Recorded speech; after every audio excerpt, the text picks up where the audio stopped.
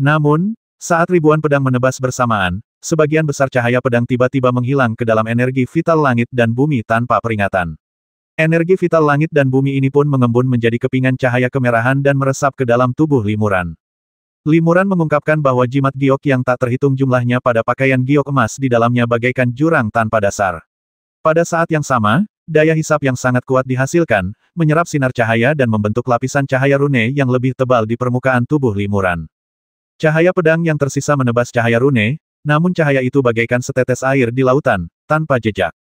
Pemuda itu terkejut. Ia tidak menyangka Limuran bisa menangkis serangan formasi pedang itu dengan begitu mudahnya. Ia mengerutkan kening, bertepuk tangan, dan mencurahkan seluruh energi murninya ke dalam formasi pedang tanpa ampun. Dalam sekejap, ribuan cahaya pedang muncul kembali dalam formasi pedang itu, menebas Limuran serempak. Tidak hanya itu, dia juga berusaha sekuat tenaga mengerahkan energi langit dan bumi di sekitarnya untuk terus mengisi kembali kekuatan formasi pedang. Limuran juga mengerahkan segenap kemampuannya, diam-diam mempraktikkan teknik rahasia tanpa nama, berusaha sekuat tenaga memanipulasi energi langit dan bumi di sekitarnya. Semakin banyak energi langit dan bumi yang dapat ia mobilisasi, zirah jimat dan jubah gioknya tidak hanya akan menyerap lebih banyak energi, memperkuat pertahanannya, tetapi juga akan mengurangi kekuatan formasi pedang. Untuk sesaat, ribuan cahaya pedang dalam formasi pedang seimbang dengan cahaya spiritual rune di tubuh Limuran, dan mereka menemui jalan buntu. Saat itu, keduanya sedang berusaha sekuat tenaga untuk memobilisasi vitalitas langit dan bumi. Siapapun yang bisa mengendalikan lebih banyak akan memiliki lebih sedikit, dan ketika yang satu mendapatkan lebih banyak dan yang lain kehilangan lebih banyak, situasi saling mengawasi dan menyeimbangkan ini akan merusak keseimbangan. Keduanya bertarung selama satu dupa penuh, namun tak ada yang lebih kuat. 10.000 cahaya pedang melayang lebih dari 3 meter di sekitar Limuran, tetapi terhalang oleh aura rune, tak mampu menembus lebih dalam lagi. Pemuda itu diam-diam terkejut. Ia telah mengerahkan seluruh energi primordial langit dan bumi, tetapi ia masih kalah telak dari lawannya. Ingat, ia sudah menjadi kultivator tubuh spiritual tahap awal, dan kultivasinya jauh lebih tinggi daripada lawannya, yang berada di tahap tengah roh primordial. Kendalinya atas energi primordial langit dan bumi seharusnya juga jauh berbeda. Namun, ia tidak mampu menembus pertahanan pakaian giok emas lawannya. Jika aku berada di level yang sama dengannya, bukankah aku akan langsung kalah? Pemuda itu perlahan-lahan dipenuhi rasa takut. Ia semakin merasa bahwa kultivator muda di tahap Yuan Shen ini tidak sederhana. Jika ia tidak memiliki keunggulan dalam ranah dan kultivasi, ia pasti bukan lawannya.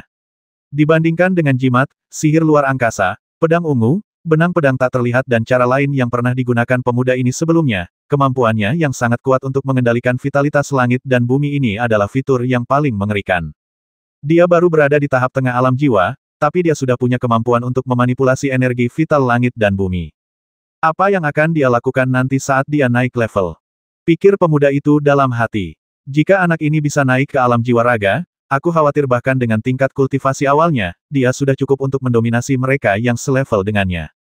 Bahkan di alam jiwa tahap tengahnya saat ini, aku khawatir bahkan seorang kultivator jiwa raga biasa di tahap awal pun tidak akan sebanding dengannya.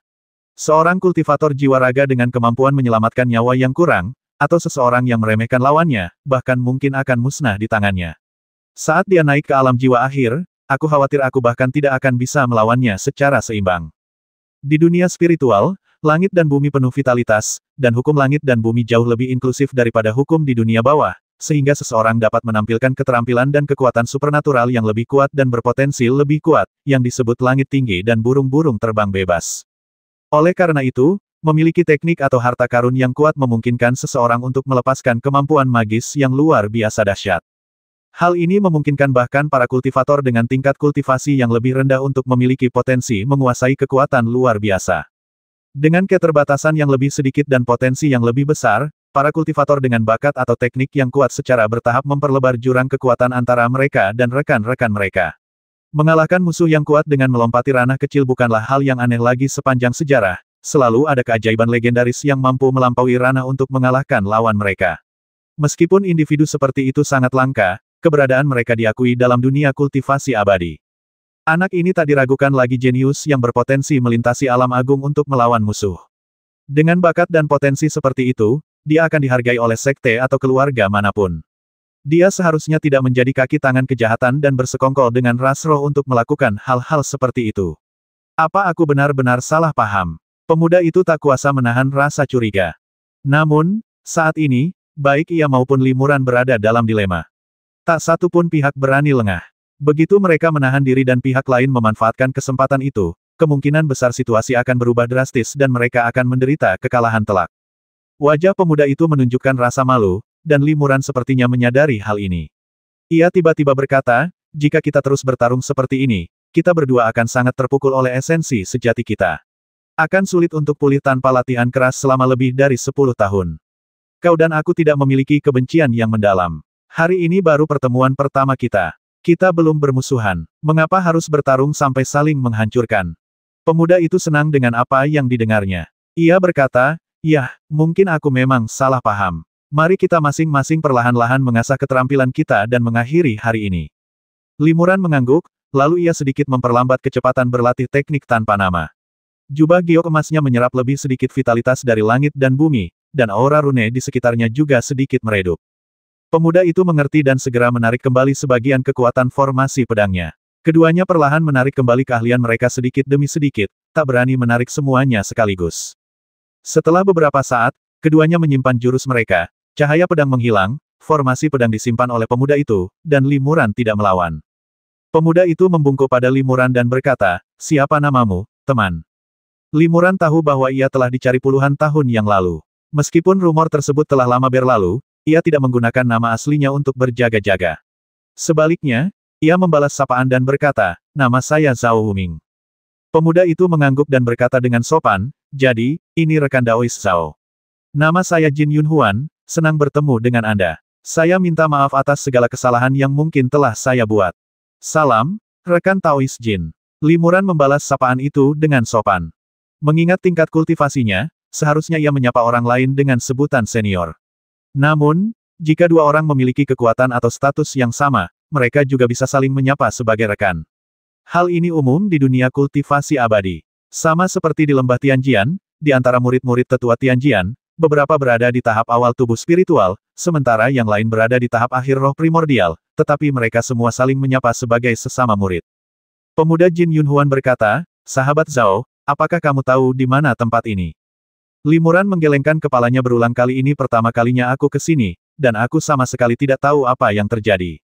Hanya saja aku punya burung roh yang memiliki atribut petir, dan ia merasakan ada kayu yang memiliki atribut petir di sini, lalu aku secara tidak sengaja menyadari ada yang aneh dengan tempat ini." Sambil berbicara, Limuran melambaikan tangan ke arah Xiao Lei yang jauh, lalu menariknya kembali. Saat Limuran dan Jin Yunhuan bertarung, Limuran takut Xiao Lei akan terpengaruh, jadi ia memerintahkannya untuk terbang menjauh dari awal, dan baru sekarang ia menariknya kembali ke dalam lengan bajunya. Jin Yunhuan mengangguk. "Kalau begitu, silakan pergi dari sini sesegera mungkin, rekan Daois Zhao. Ini tempat yang berbahaya, dan sebaiknya rekan Daois Zhao tidak ikut campur." "Oh." Limuran sangat penasaran dan bertanya, "Apa yang terjadi?" Jin Yunhuan berkata dengan sungguh-sungguh, "Maaf, saya tidak bisa bicara terbuka tentang masalah ini, dan sebaiknya Anda tidak bertanya terlalu banyak. Jika Anda tidak ingin mendapat masalah, sebaiknya segera pergi." Ekspresi Jin Yunhuan tiba-tiba berubah sebelum dia bisa menyelesaikan kata-katanya. Dia mengeluarkan piring giok berbentuk formasi dari tangannya, dan ada banyak cahaya spiritual redup yang berkedip di piring giok itu. "Oh tidak, mereka ada di sini," kata Jin Yunhuan dengan cemas. Jin Yunhuan berkata kepada Limuran, "Hanya ada satu jalan keluar di sini, yaitu ke atas. Jika rekan Daois Zhao pergi sekarang, dia pasti akan ketahuan. Bahkan aku mungkin akan terlibat dan keberadaanku terbongkar. Bagaimana kalau begini? Kau dan aku akan bersembunyi di formasi bersama. Apapun yang terjadi nanti, tolong jangan bersuara, atau kita berdua akan sulit lolos dari ini." Jin Yunhuan sangat cemas. Sekarang adalah saat yang kritis. Formasi pemantau yang ia dirikan mendeteksi bahwa musuh yang kuat sedang mendekat. Jika Limuran terus terlibat dengannya, keberadaan mereka berdua akan terbongkar, dan mereka berdua akan menghadapi ancaman besar.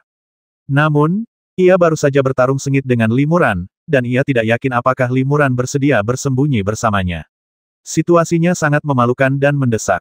Tanpa diduga, wajah Limuran juga berubah drastis. Pikirannya berpacu, dan ia langsung setuju apakah rekan Daois Jin benar-benar punya formasi misterius yang bisa digunakan untuk bersembunyi. Itu akan lebih baik. Jin Yunhuan tercengang. Limuran jelas menyadari bahwa musuh yang kuat sedang mendekat. Ia tak bisa menahan diri untuk diam-diam mengagumi kekuatan spiritual Limuran yang dahsyat. Oke, Jin Yunhuan segera mengeluarkan piring ajaib topas dan mengetik beberapa mantra ke dalamnya. Di suatu tempat di dinding gunung terdekat, tirai cahaya transparan tiba-tiba muncul dengan kilatan cahaya kuning. Itu sebenarnya formasi Guiyuan Dikun, salah satu dari dua formasi Guiyuan Qiankun. Limuran terkejut sekaligus gembira. Meskipun Limuran tidak begitu ahli dalam formasi, ia pernah mendengar tentang dua formasi penyembunyian yang terkenal di dunia spiritual, yakni formasi Guiyuan Qiankun dan formasi Guiyuan Tianqian, serta telah melihat catatan terkait berkali-kali dalam kitab klasik. Kedua formasi ini, yang satu mampu berubah menjadi awan dan menghilang ke langit, dan yang lainnya mampu berubah menjadi tanah dan batu, bersembunyi di balik pegunungan dan bumi, begitu misterius sehingga bahkan para kultivator tingkat tinggi pun sulit mendeteksinya. Namun, formasi ini tidak mudah dibentuk, dan tampaknya pemuda itu telah mempersiapkan diri untuk tempat ini sejak lama. Limuran tahu bahwa formasi ini hanya memiliki efek penyembunyian dan sama sekali tidak menakutkan, jadi dia segera terbang ke tirai cahaya transparan. Begitu ia terbang ke dalam formasi, tubuhnya tersapu kabut kuning dan berubah menjadi batu biasa tanpa cacat. Jin Yunhuan juga terbang ke dalam formasi dan berubah menjadi batu. Hutan kayu guntur tiba-tiba menjadi sunyi lagi. Limuran dan Jin Yunhuan berubah menjadi batu dan berpegangan pada puncak dinding gunung, menawarkan pemandangan seluruh hutan kayu guntur. Hati Limuran tergerak. Tampaknya lokasi formasi Guiyuan Dikun juga diatur dengan cermat oleh Jin Yunhuan. Lokasi ini tidak mudah ditemukan, dan segala sesuatu yang terjadi di ngarai dapat dilihat dari lokasi ini. Setelah beberapa saat, puluhan sinar cahaya tiba-tiba terbang ke ngarai yang damai itu. Cahaya-cahaya yang lepas ini jatuh di atas Lei Mulin dan berubah menjadi puluhan sosok manusia. Sebagian besar figur-figur ini agak jernih, seolah-olah tubuh mereka transparan, sementara beberapa figur lainnya buram dan fitur wajah mereka tidak begitu jelas. Mereka semua adalah kultivator spiritual. Limuran terkejut. Setelah membangkitkan roh mereka, para pengolah roh juga dapat bertransformasi menjadi wujud manusia, tetapi beberapa tidak mau atau tidak mampu bertransformasi menjadi wujud manusia yang sangat spesifik, sehingga sekilas mereka terlihat berbeda dari manusia biasa. Namun, pengolah roh tingkat tinggi dapat sepenuhnya bertransformasi menjadi wujud manusia tertentu, dan hampir tidak ada cacat yang terlihat. Limuran melihat semuanya dengan jelas. Ada 40 atau 50 kultivator klan roh di sini, yang terlemah di antaranya berada di tahap Yuanshen, dengan lebih dari 10 di tahap Lingshen. Di antara mereka, ada beberapa yang memiliki aura yang sangat kuat, sehingga Limuran mustahil untuk mengenali kultivasi mereka. Limuran berspekulasi bahwa mereka berada di tahap tengah atau akhir tahap Lingshen. Mereka hanya pasukan garda depan. Mungkin akan ada makhluk yang lebih kuat yang datang nanti. Jangan bertindak gegabah. Suara Jin Yunhuan tiba-tiba terdengar di telinga Limuran. Hati Limuran bergetar. Makhluk dengan tingkat kultivasi yang lebih tinggi, mungkinkah itu seseorang di tahap Mahayana? Saat itu, salah satu tetua klan roh di tahap tubuh roh berkata, "Tadi, aku sepertinya merasakan aura di sini, dan sepertinya ada tanda-tanda pertempuran di sini. Kenapa semuanya hilang?" Penggarap roh lainnya berkata, "Bukan hal yang aneh bagi para penggarap dari ras kita sendiri, ras manusia, atau ras ibel untuk sesekali muncul di sini. Namun, untuk berjaga-jaga, kita tetap perlu melakukan penyelidikan menyeluruh." Ia menoleh ke para penggarap roh lainnya dan memberi instruksi, "Sebarkan dan selidiki lembah ini secara menyeluruh, dari dalam keluar. Lalu, tempatkan penjaga di pinggiran. Jangan biarkan penggarap lain di lembah mendekat." Ya, setelah menerima perintah itu, para biksu spiritual segera bubar. Setelah beberapa saat, beberapa orang terbang melewati Limuran satu demi satu. Yang paling dekat adalah seorang kultivator dari klan roh api yang hanya berjarak beberapa meter dari mereka, tetapi kultivator itu sama sekali tidak menyadari ada yang aneh dan hanya terbang melewati dinding gunung. Formasi Guiyuan Dikun memang misterius, seru Limuran dalam hatinya. Setelah tidak menemukan apapun, para biksu ini terbang keluar dari ngarai dan menjaga area di sekitarnya. Dengan cara ini, biksu lain di lembah roh jahat tidak bisa mendekatinya. Hanya ada 9 orang yang tersisa di ngarai itu, dan mereka semua adalah biksu dalam tahap tubuh spiritual. Para kultivator di tahap tubuh spiritual ini menunggu dengan tenang di sini, sesekali mengobrol. Mereka tidak terburu-buru atau terburu-buru untuk bergerak. Mereka menunggu kemunculan tokoh kunci atau menunggu kesempatan yang tepat. Mereka menunggu selama beberapa jam hingga langit berangsur-angsur gelap. Limuran dan yang lainnya tetap tak bergerak. Bagi para kultivator tingkat tinggi yang sering bermeditasi selama puluhan tahun, mereka memiliki kesabaran untuk menunggu selama beberapa jam. Larut malam, bulan berada tinggi di langit, dan beberapa sinar redup cahaya bulan menyinari ngarai di bawah retakan tanah. Seorang kultivator klan roh tiba-tiba berkata, "Waktunya hampir tiba. Mari kita siapkan formasinya dulu." "Baiklah," kata pengolah roh lainnya setuju. Orang-orang ini mulai mengambil tindakan dan terbang ke pohon roh guntur. Pikiran Li Muran tergerak. Pohon-pohon roh guntur yang ditemukan oleh para kultivator roh ini persis seperti yang pernah ia temukan sebelumnya, yang berisi susunan sihir tersembunyi. Dengan kata lain, mereka ingin mengaktifkan susunan sihir yang tersembunyi di dalam pohon-pohon roh guntur tersebut. 9 pengolah roh masing-masing mengeluarkan sebuah token giok, lalu masing-masing dari mereka menempelkan token giok itu ke pohon roh guntur yang menyembunyikan pusat formasi, dan merapal serangkaian mantra ke dalamnya. Sesaat kemudian, tanah bergetar hebat, dan tanah di bawah pohon roh guntur mulai retak, dengan sinar cahaya spiritual beterbangan keluar dari retakan tersebut. Cahaya-cahaya spiritual ini saling bersilangan dalam bentuk 9 istana, dan sebenarnya membentuk formasi 9 istana sekitar 10 kaki di atas tanah. 9 pengolah roh mengelilingi formasi tersebut, menyelidikinya dengan saksama, sesekali melantunkan mantra atau mengeluarkan bendera untuk disusun dalam formasi, secara bertahap menyempurnakan formasi tersebut. Li Muran mengamatinya dengan saksama. Formasi ini tampak familiar, tetapi ia tidak tahu persisnya lagi pula, ia tidak mahir dalam formasi. Namun, ada seseorang yang mahir dalam formasi di sisinya. Jin Yunhuan dapat membentuk formasi Guiyuan Dikun, jadi dia pasti orang yang mahir dalam formasi. Rekan Taois Jin, formasi macam apa ini? Li Muran bertanya kepada Jin Yunhuan melalui transmisi suara. Jin Yunhuan menjawab, ini adalah formasi pengorbanan surgawi kebangkitan spiritual. Formasi ini digunakan oleh ras spiritual untuk membangkitkan roh keturunan mereka. Formasi ini mirip dengan formasi yang digunakan oleh para kultivator manusia untuk membuka cahaya ilahi bukaan leluhur bagi keturunan mereka. Jadi begitulah, Li Muran mengangguk diam-diam. Ada banyak cara bagi para kultivator manusia untuk membuka cahaya suci leluhur, dan menggunakan kekuatan formasi adalah salah satu yang relatif umum.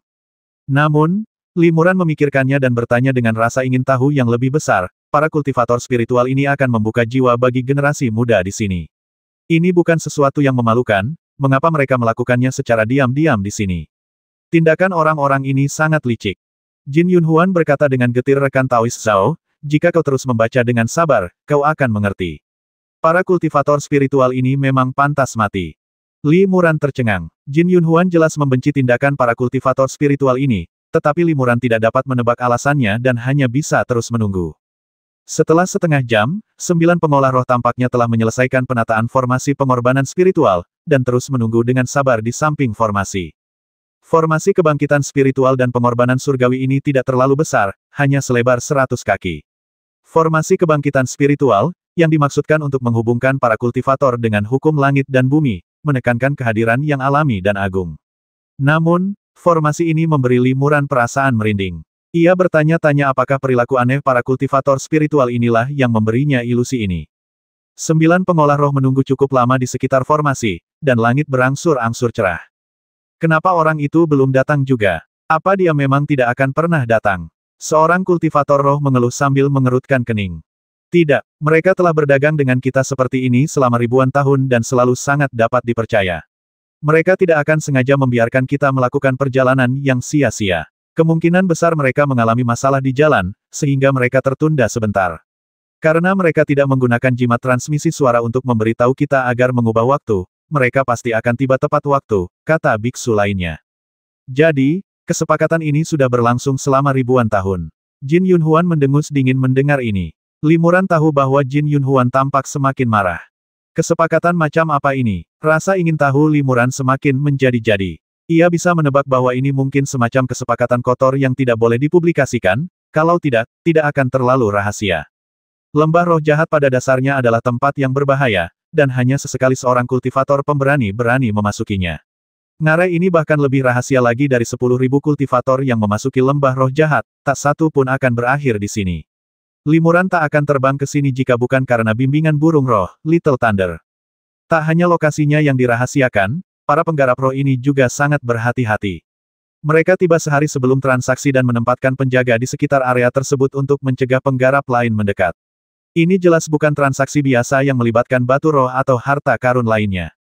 1 jam berlalu, dan 2 dari 7 matahari telah terbit. Baru pada saat itulah para pengolah roh akhirnya menerima pemberitahuan bahwa pihak lain akan datang. Saudara Jin, tolong tunggu di sini sebentar. Aku akan pergi dan membawa orang itu ke lembah. Seorang lelaki tua dari suku roh memberi perintah, lalu terbang keluar dari ngarai. Tidak lama kemudian dia kembali lagi ke sini, dan ada orang lain di sampingnya. Hati Li Muran berdebar kencang. Orang tambahan ini tampaknya adalah seorang kultivator manusia paruh baya sejati, dan kultivasinya juga tidak rendah. Seharusnya ia adalah seorang kultivator di tahap tengah atau akhir tubuh spiritual. Ini rekan Daois Wei. Pria tua dari klan roh itu memperkenalkan kultivator manusia itu kepada kultivator klan roh lainnya. Kultivator bermarga Wei dan para kultivator spiritual lainnya dengan sopan bertukar sapa. Kemudian seorang kultivator spiritual bertanya dengan ragu, "Rekan Daois Wei, apakah Anda sendirian di sini?" Kultivator bermarga Wei itu tertawa dan berkata, "Haha, kita sudah melakukan persiapan yang cukup sebelumnya, jadi kali ini kita hanya perlu orang berikutnya untuk datang." "Benarkah? Kita sudah menyiapkan formasinya, haruskah kita mulai transaksinya sekarang?" tanya sang pengolah roh. "Ya, selama kita menunggu kedatangan Tuan Feng Ling Wang yang mulia, saya akan mulai berdagang dengan Anda," kata kultivator bermarga Wei itu. Ia kemudian menjelaskan, "Bukannya saya tidak percaya pada Anda, sesama Taois, tetapi kepala keluarga telah menginstruksikan bahwa kita harus bertemu dengan Tuan Feng Ling Wang sebelum berdagang." "Memang seharusnya begitu," tetua klan roh mengangguk. "Untuk masalah sebesar ini, kita tentu harus berhati-hati.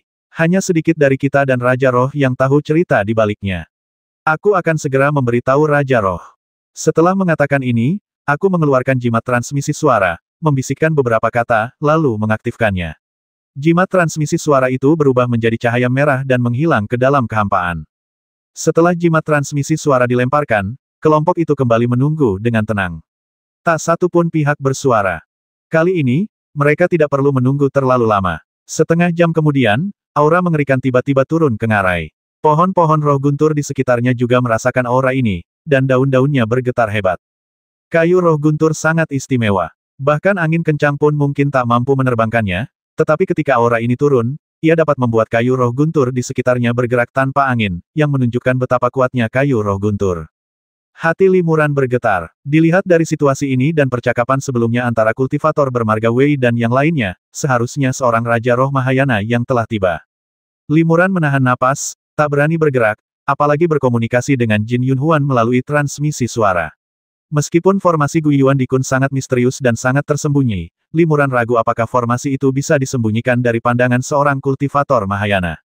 Namun, dilihat dari ekspresi tenang Jin Yunhuan, dia seharusnya sudah menduga kedatangan seorang kultivator Mahayana, dan dia juga sangat percaya diri dengan formasi Guiyuan Dikun miliknya. Dengan munculnya aura mengerikan itu, angin kencang tiba-tiba muncul di lembah dan perlahan-lahan berkumpul di udara, membentuk kolom angin badai yang dahsyat. Bahkan kekosongan di sekitarnya pun terdistorsi oleh badai ini, membentuk lubang pusaran berukuran puluhan kaki. Tiba-tiba, seberkas cahaya terbang keluar dari lubang di pusaran dan menghilang ke dalam badai. Angin segera mereda. Tak lama kemudian, pusaran angin menghilang, angin pun mereda, dan sosok seorang lelaki tua berpakaian putih muncul di tengah badai.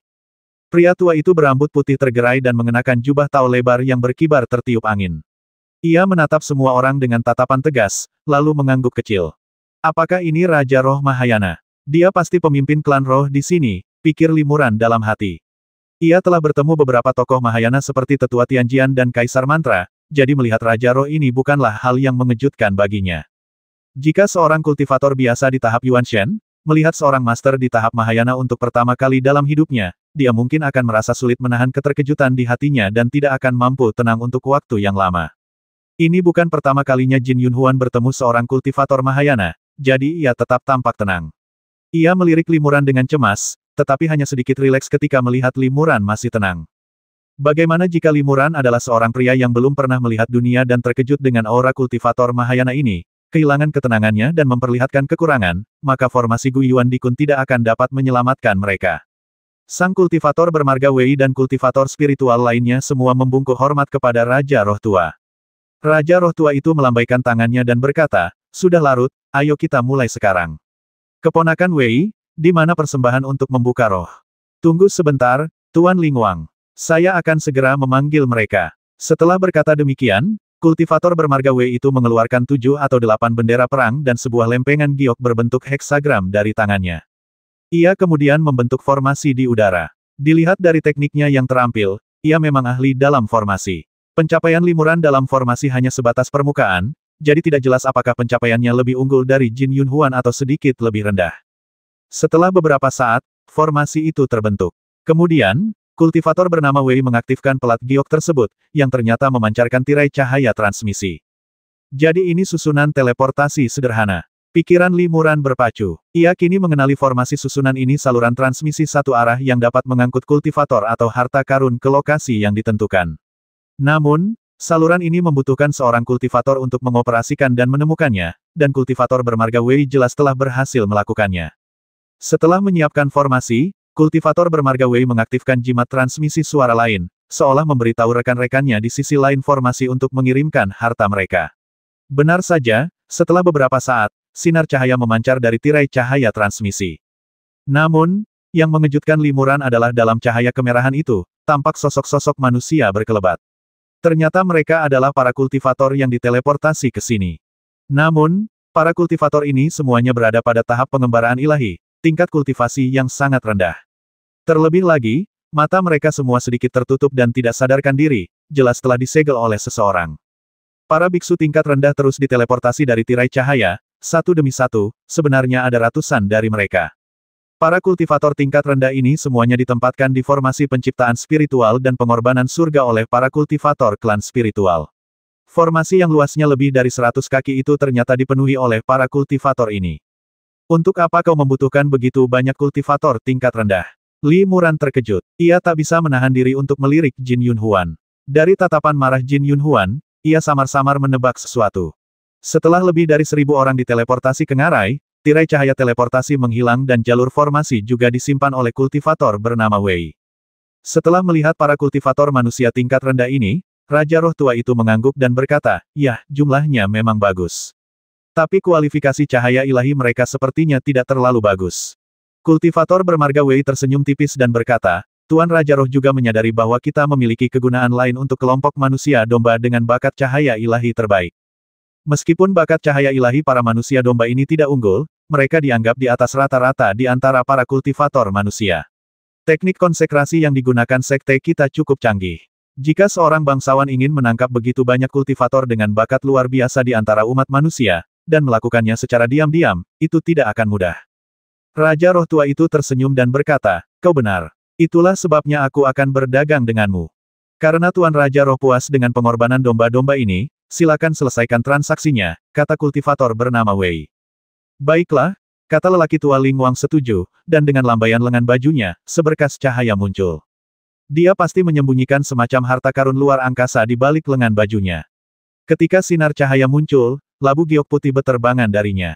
Ada sekitar 2 atau 3 buah. Mereka semua adalah budak roh yang baik.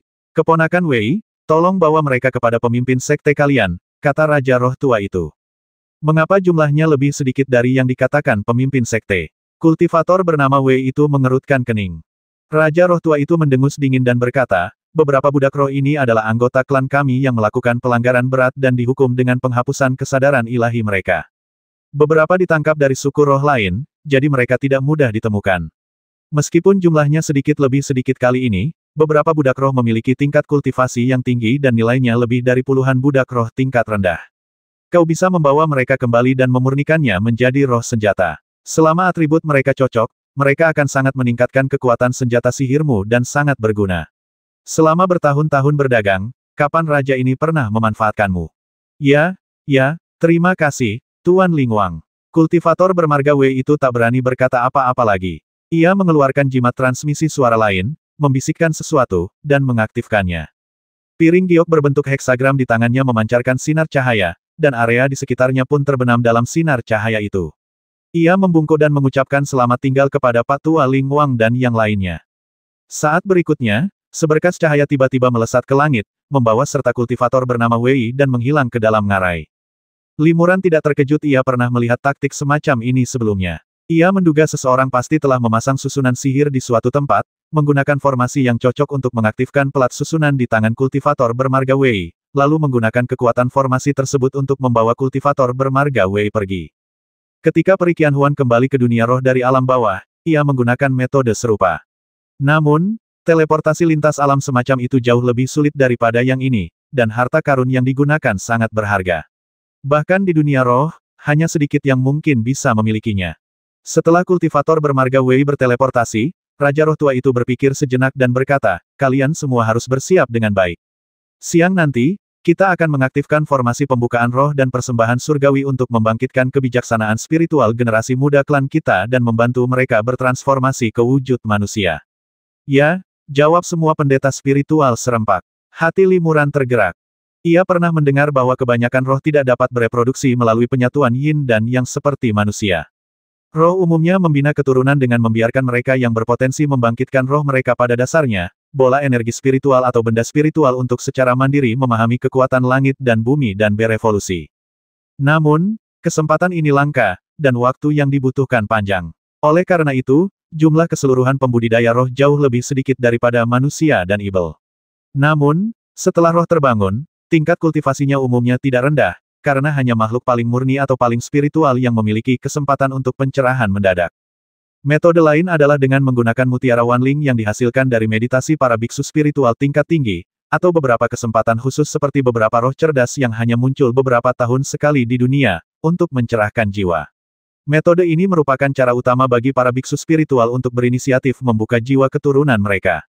Metode yang akan digunakan para pendeta roh ini sekarang jelas bukan dua metode yang disebutkan di atas, dan kemungkinan besar merupakan metode yang sangat jahat.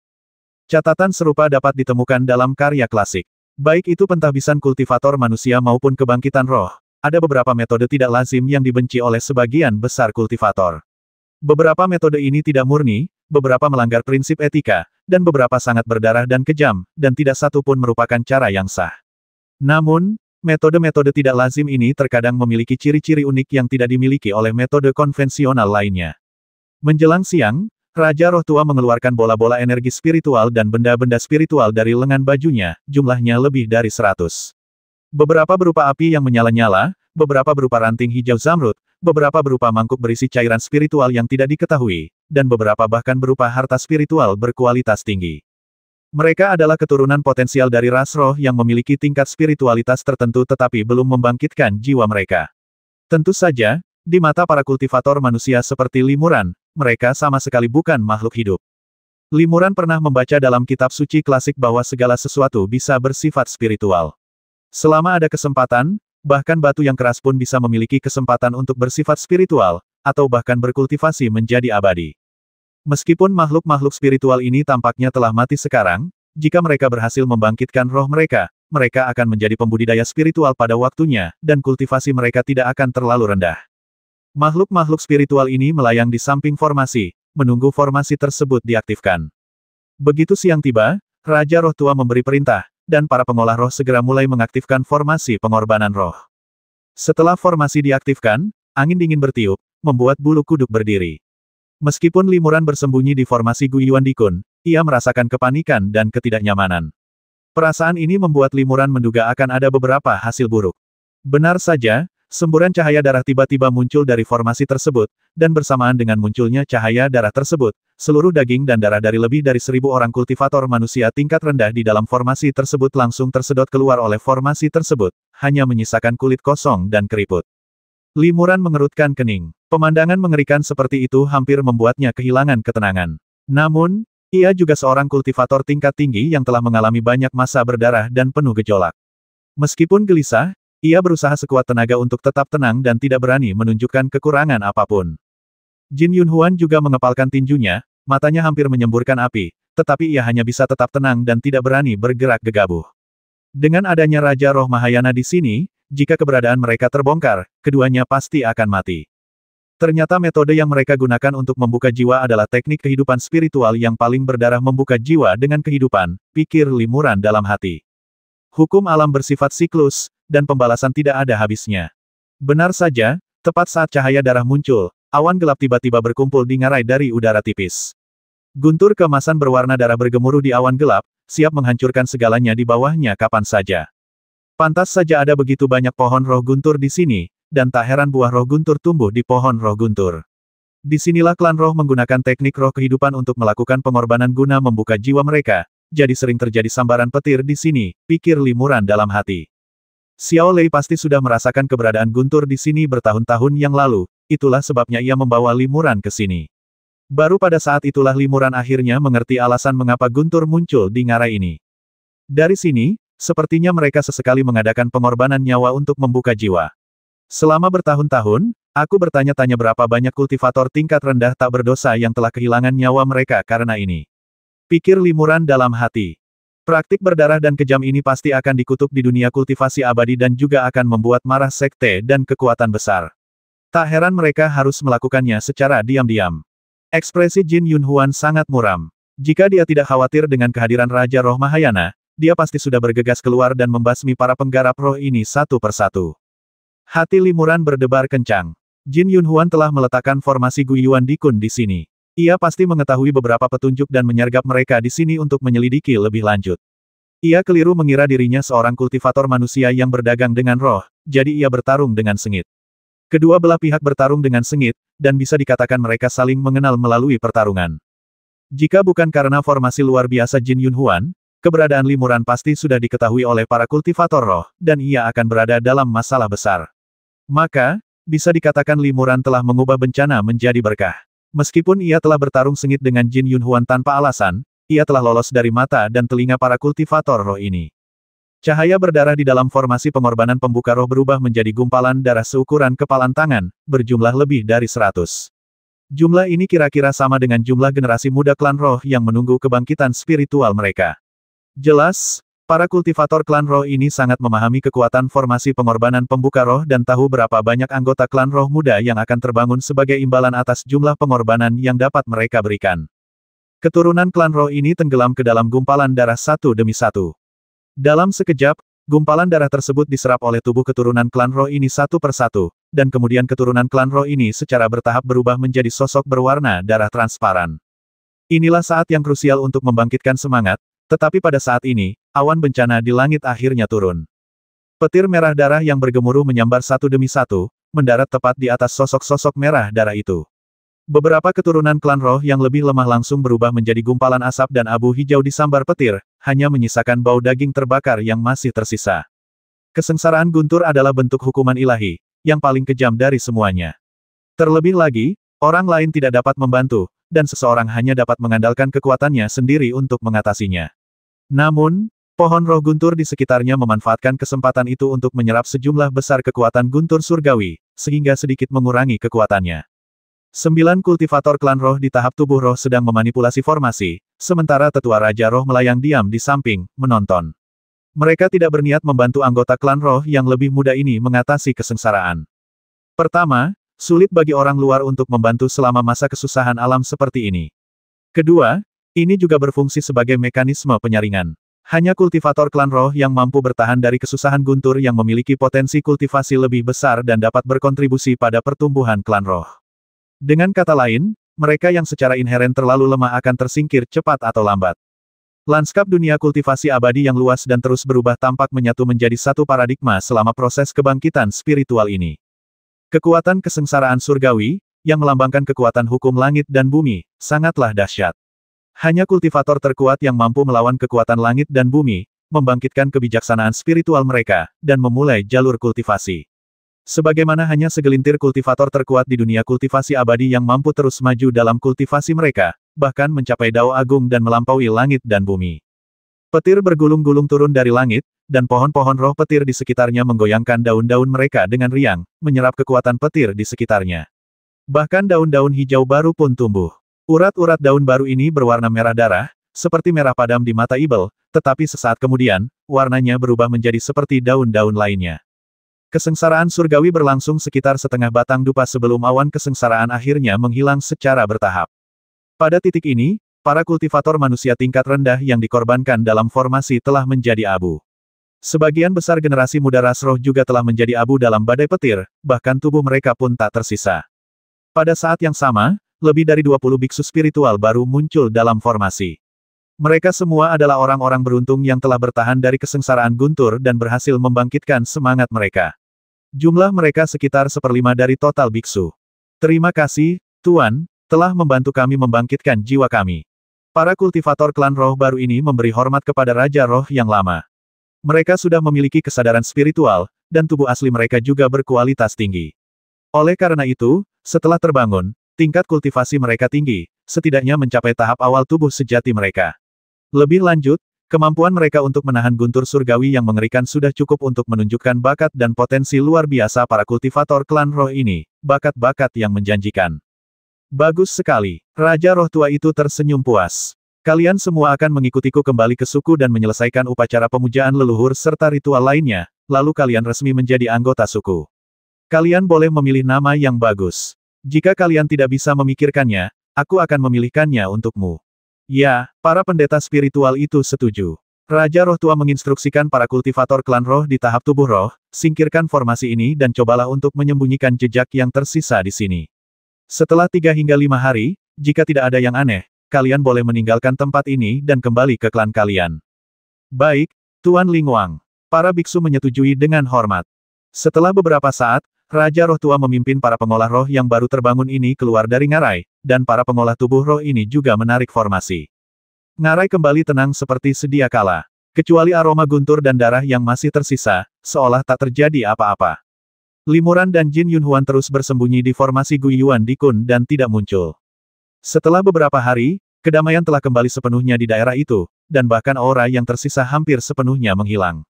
Para penggarap spiritual tahap tubuh spiritual ini perlahan-lahan mundur, dan ngarai menjadi sunyi senyap. Limuran dan Jin Yunhuan menunggu dengan sabar selama beberapa hari, dan baru muncul dari formasi setelah memastikan tidak ada lagi kultivator yang tersisa. Ternyata roh-roh ini telah bersekongkol dengan beberapa sampah manusia untuk melakukan tindakan kejam seperti itu. Sekarang setelah kita menemukan ini, kita sebaiknya melaporkannya secara diam-diam ke sekte-sekte besar terdekat. Aku yakin mereka tidak akan tinggal diam, kata Limuran. Jin Yunhuan menggelengkan kepalanya berulang kali dan berkata, jangan beritahu musuh. Kekuatan manusia yang berdagang dengan roh sangat rahasia, dan ada banyak rahasia yang belum diketahui di baliknya. Aku baru menelusurinya sampai ke permukaan. Lagi pula, bagi mereka, berdagang dengan roh hanyalah sebagian kecil dari kejahatan mereka, dan ada konspirasi yang lebih besar di baliknya. Apakah kita akan membiarkan mereka terus berdagang seperti ini? Limuran mengerutkan kening. Jika kita menunggu untuk melenyapkan mereka, lebih banyak petani akan mati. Jin Yunhuan berkata, latar belakang dan pengaruh orang-orang itu jauh melampaui apa yang bisa dibayangkan oleh rekan Daois Zhao. Jika masalah ini terbongkar, paling-paling mereka akan berhenti berdagang dengan suku roh, atau mengubah lokasi dan metode perdagangan. Itu sama sekali tidak akan berpengaruh. Hanya dengan menyelidiki konspirasi mereka secara menyeluruh dan memberantasnya sepenuhnya, kita dapat mencegah tragedi seperti itu terulang kembali. Dengarkan nasihat baikku, rekan Daois Zhao, dan jangan ikut campur dalam masalah ini. Mengenai semua yang terjadi di lembah ini, anggaplah kau tidak melihat apa-apa dan tidak terjadi apa-apa. Namun, aku akan mengingat perbuatan jahat yang dilakukan oleh para kultivator ini, dan suatu hari nanti, aku akan menangkap mereka semua sekaligus. Dari apa yang tersirat dalam Jin Yunhuan, tampaknya masalah ini lebih rumit dari itu. Mungkin melibatkan kekuatan, konspirasi, dan dendam yang lebih besar lagi. Limuran terdiam sejenak, lalu mengangguk dan setuju, baiklah, saya berjanji kepada rekan Daois Jin bahwa saya tidak akan ikut campur lagi dalam masalah ini dan akan merahasiakannya. Namun, saya juga meminta rekan Daois Jin untuk menyelidiki kebenarannya sesegera mungkin dan memberikan keadilan kepada para kultivator tingkat rendah ini. Tentu saja, Jin Yunhuan mengangguk kesal, lalu membungkuk kepada Limuran. Saya ada urusan penting, jadi saya pamit dulu. Rekan Daois Zhao memiliki kekuatan dan potensi yang luar biasa, dan pasti akan terkenal di dunia kultivasi abadi. Saya harap ketika rekan Daois Zhao maju dalam kultivasinya, beliau akan menghukum kejahatan dan melenyapkan orang-orang pengkhianat, serta membawa lebih banyak kebenaran ke dunia kultivasi abadi. Sampai jumpa lagi. Sampai jumpa lagi. Aku hanya seorang kultivator tahap Yuanshen. Aku memang tidak bisa dikatakan menegakkan keadilan, tapi aku tidak akan melakukan hal-hal tercela seperti itu. Limuran membalas hormat, lalu menyaksikan lawannya terbang dan akhirnya menghilang di cakrawala. Limuran melepaskan indera kedewaannya dan setelah memastikan tidak ada kultivator lain yang hadir di dekat ngarai, dia memanggil Xiao Lei keluar dari surga Gua Langhuan.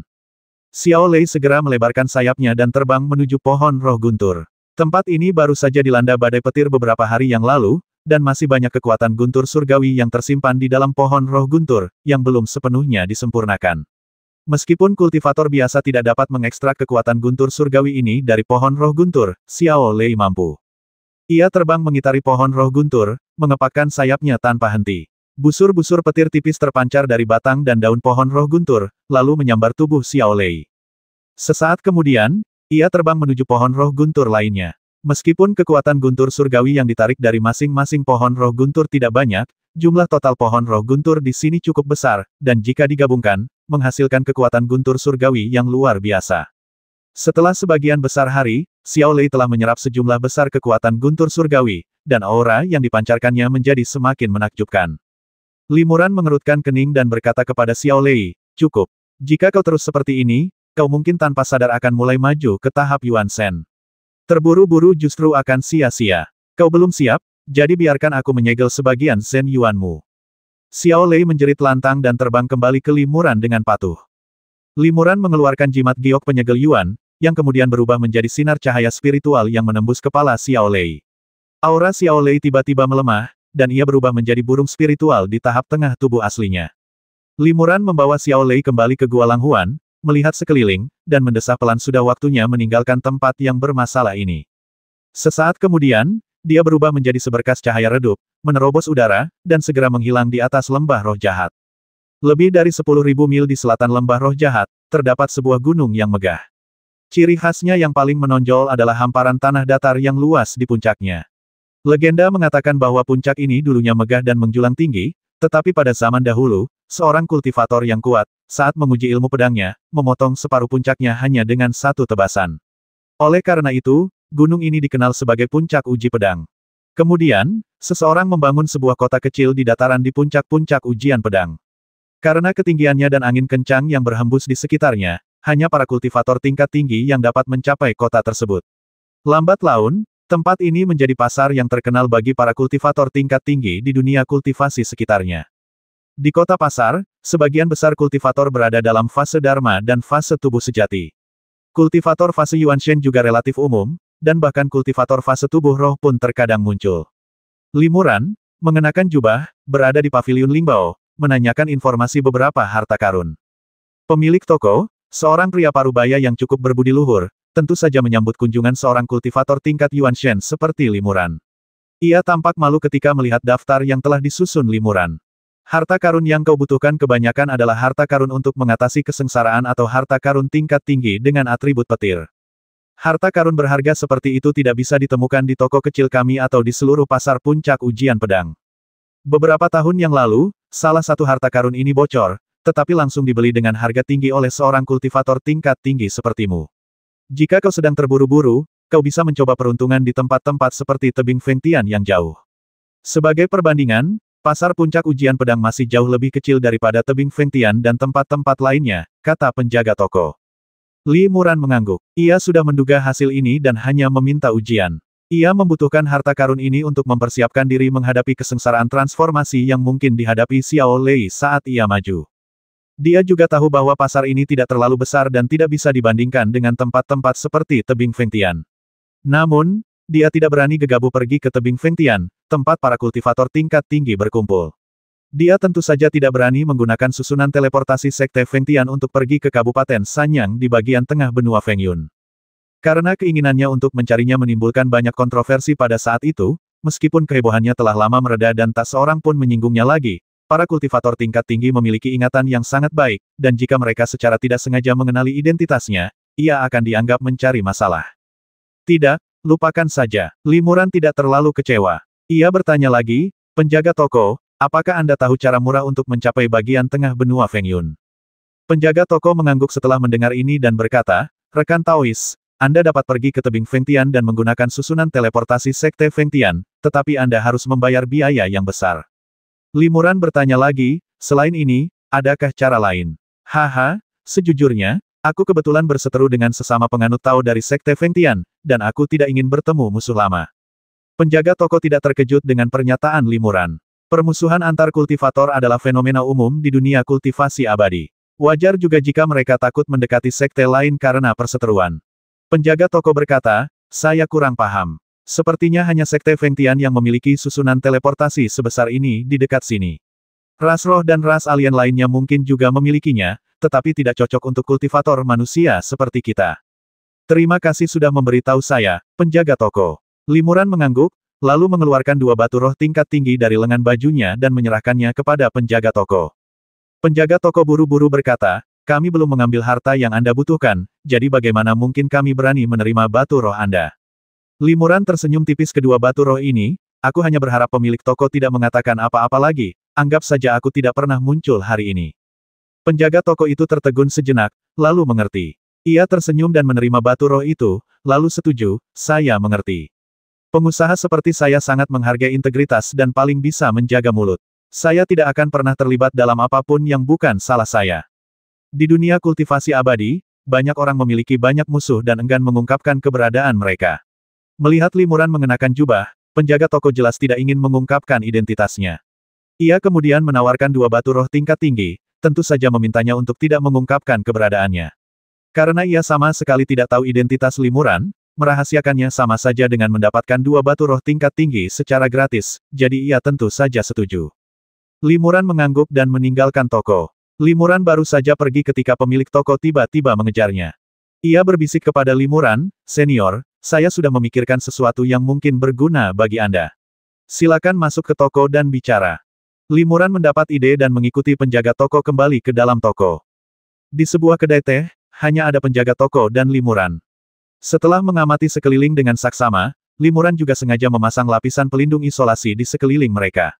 "Silakan bicara, bos," kata Limuran. "Jika informasinya bermanfaat, tentu saja saya akan memberi Anda beberapa batu roh sebagai hadiah." Penjaga toko langsung tersenyum lebar, "Terima kasih, senior. Begini ada sekte lain yang juga memiliki susunan teleportasi yang dapat mencapai bagian tengah benua Fengyun, yaitu Sekte Tianqi." Sekte Kiamat. Limuran mengerutkan kening. Dia belum pernah mendengar tentang sekte ini. Penjaga toko berkata, "Sekte Kiamat adalah sekte berukuran sedang di dekat sini, bukan sekte besar, tetapi memiliki reputasi yang sangat baik di dunia kultivasi abadi di sekitar sini. Kultivator tingkat rendah di dalam Sekte Kiamat tidak perlu melakukan tugas-tugas kasar apapun, mereka hanya perlu fokus pada kultivasi. Selain itu, Sekte Kiamat memilih sekelompok murid yang luar biasa dan membawa mereka ke tempat suci di Kabupaten Sanyang untuk berkultivasi. Murid-murid ini seringkali naik dari tahap pengembaraan ilahi ke tahap roh primordial dalam waktu kurang dari 100 tahun. Kurang dari 100 tahun. Bagaimana mungkin? Limuran tertegun dan menggelengkan kepalanya. Sekalipun ia berkultivasi lebih cepat dan memiliki lebih banyak kesempatan, terdapat kesenjangan tiga alam utama antara tahap Shen Yu dan tahap Yuanshen.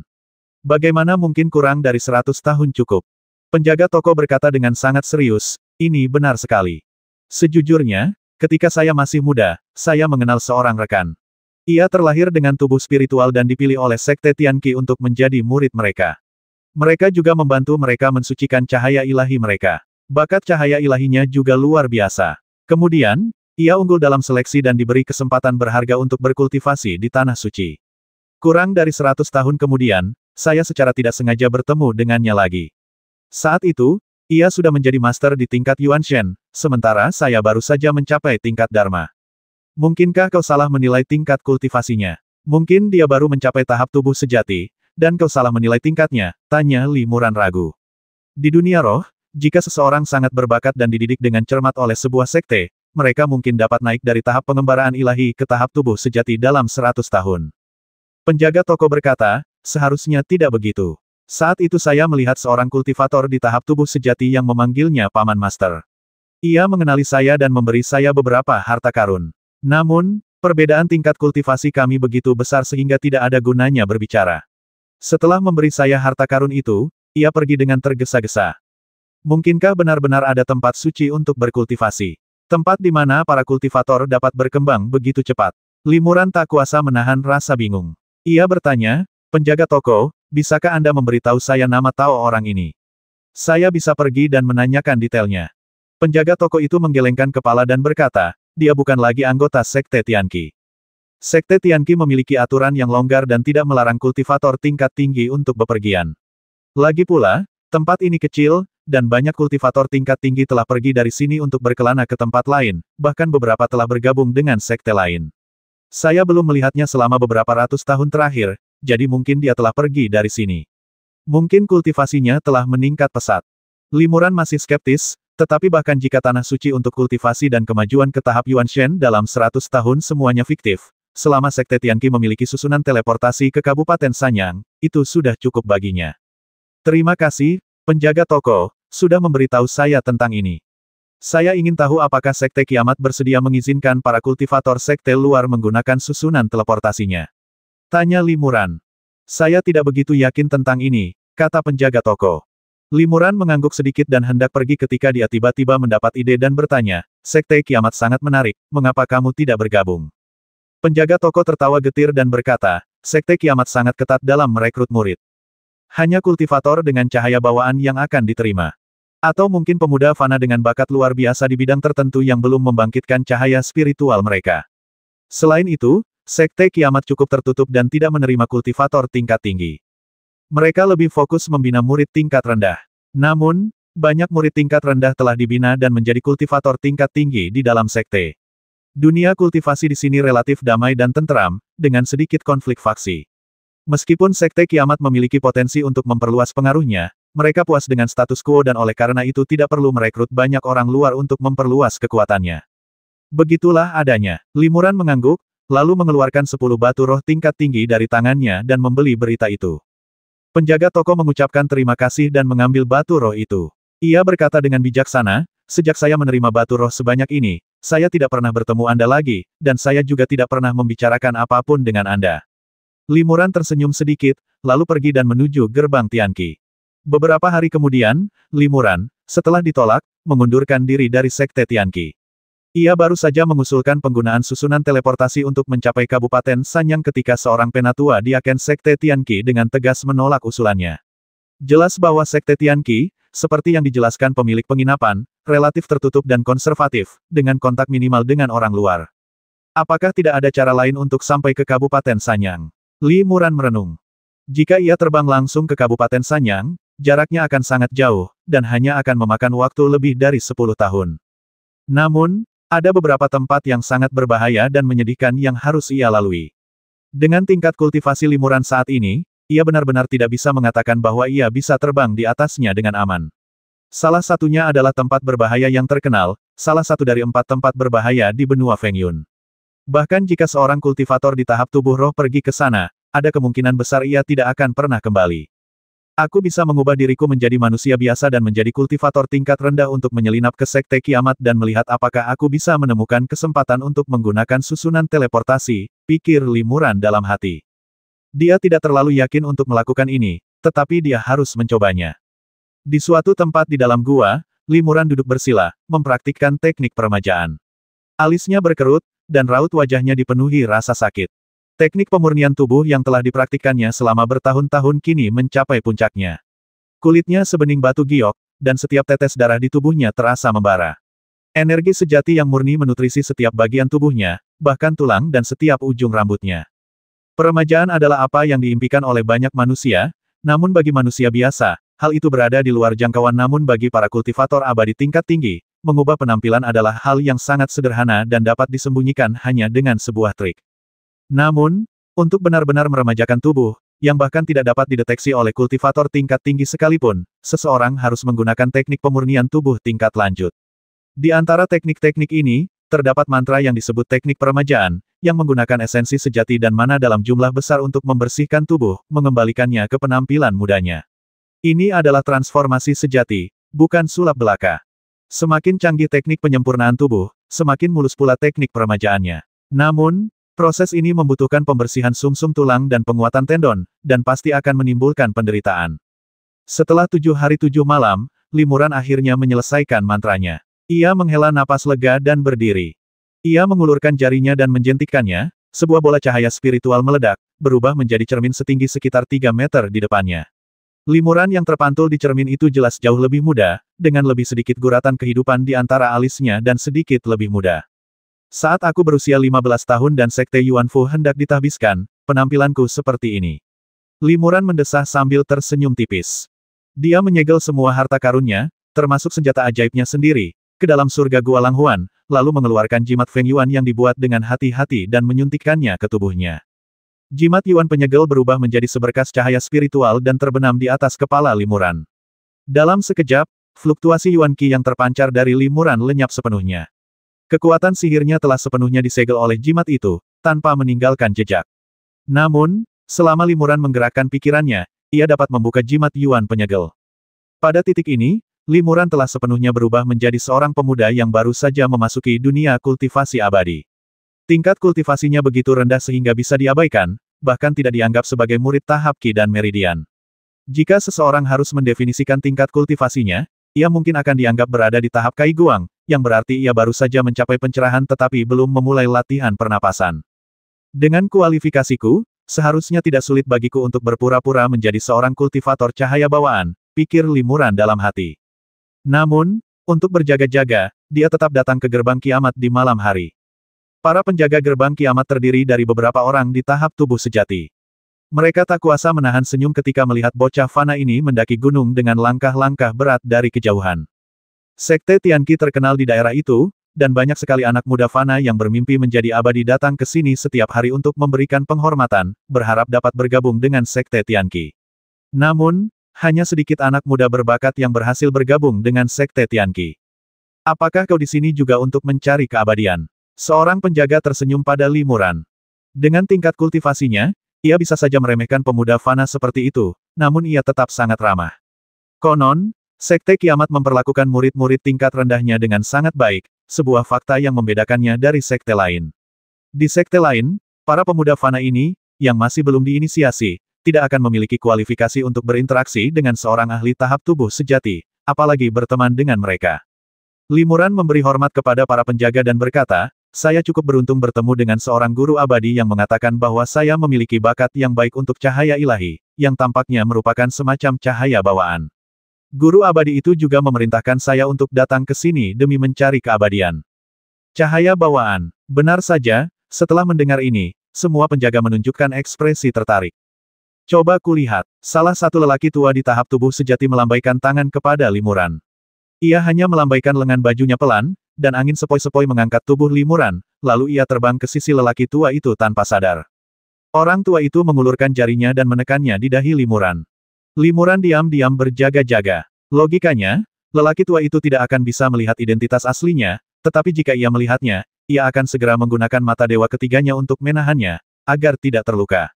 Lagi pula, kekuatan sihirnya telah disegel, dan dengan jari yang menekan dahinya, itu cukup berisiko. Jangan gugup, kata lelaki tua itu kepada Limuran sambil tersenyum, tutup matamu dan cobalah rasakan area sekitar 1 inci dari alismu untuk melihat apakah kau bisa melihat cahaya ilahi. Ya, Limuran setuju, lalu memejamkan matanya sedikit. Ia harus menekan kekuatan kesadaran ilahinya untuk sementara, kalau tidak, lelaki tua itu tidak akan bisa mendeteksi cahaya ilahi leluhurnya. Pria tua itu juga memejamkan mata, dengan hati-hati merasakan sesuatu. Setelah beberapa saat, ia membuka mata dan mengangguk. Ya, itu memang cahaya ilahi atribut gelap dengan bakat luar biasa. Sepertinya ada hubungannya dengan bulan roh 7 warna. Benarkah, cahaya ilahi atribut gelap itu tidak umum, dan itu sebenarnya cahaya bawaan? Seorang kultivator lain datang dan dengan penasaran memeriksa kualifikasi Limuran.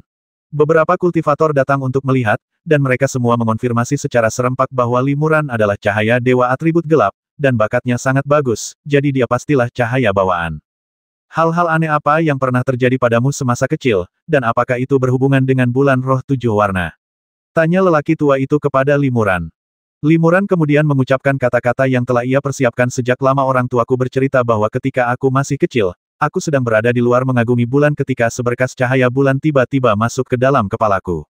Sejak saat itu, aku merasa jauh lebih pintar daripada anak-anak lain seusianya. Itu disucikan dengan esensi bulan, dan itu memang cahaya bawaan. Meskipun tidak sebaik cahaya pilihan yang telah disucikan sejak lahir, itu sudah merupakan kualifikasi yang sangat baik. Kesempatan yang bagus. Pria tua itu mengangguk berulang kali dan memuji. Orang tua itu berkata kepada Limuran, mulai hari ini, kau boleh bergabung dengan sekte kami dan berlatih seni abadi. Saudara mudaku, bawa dia untuk menyelesaikan prosedur inisiasi. Terima kasih, Guru. Limuran sangat gembira dan mengikuti seorang penjaga ke gerbang Tianqi. Penjaga itu mengucapkan mantra dan membawa Limuran terbang di langit malam. Limuran harus berpura-pura sangat terkejut agar bisa menghadapi penjaga itu dengan santai.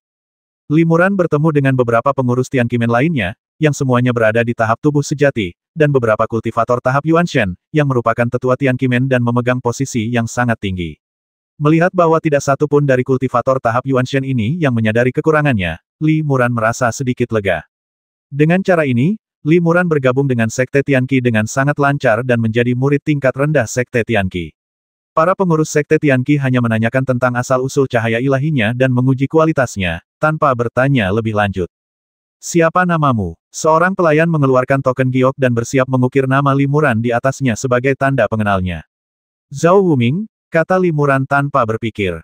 Pelayan itu segera menuliskan nama itu, mengukirnya pada token, dan menyerahkannya kepada Limuran.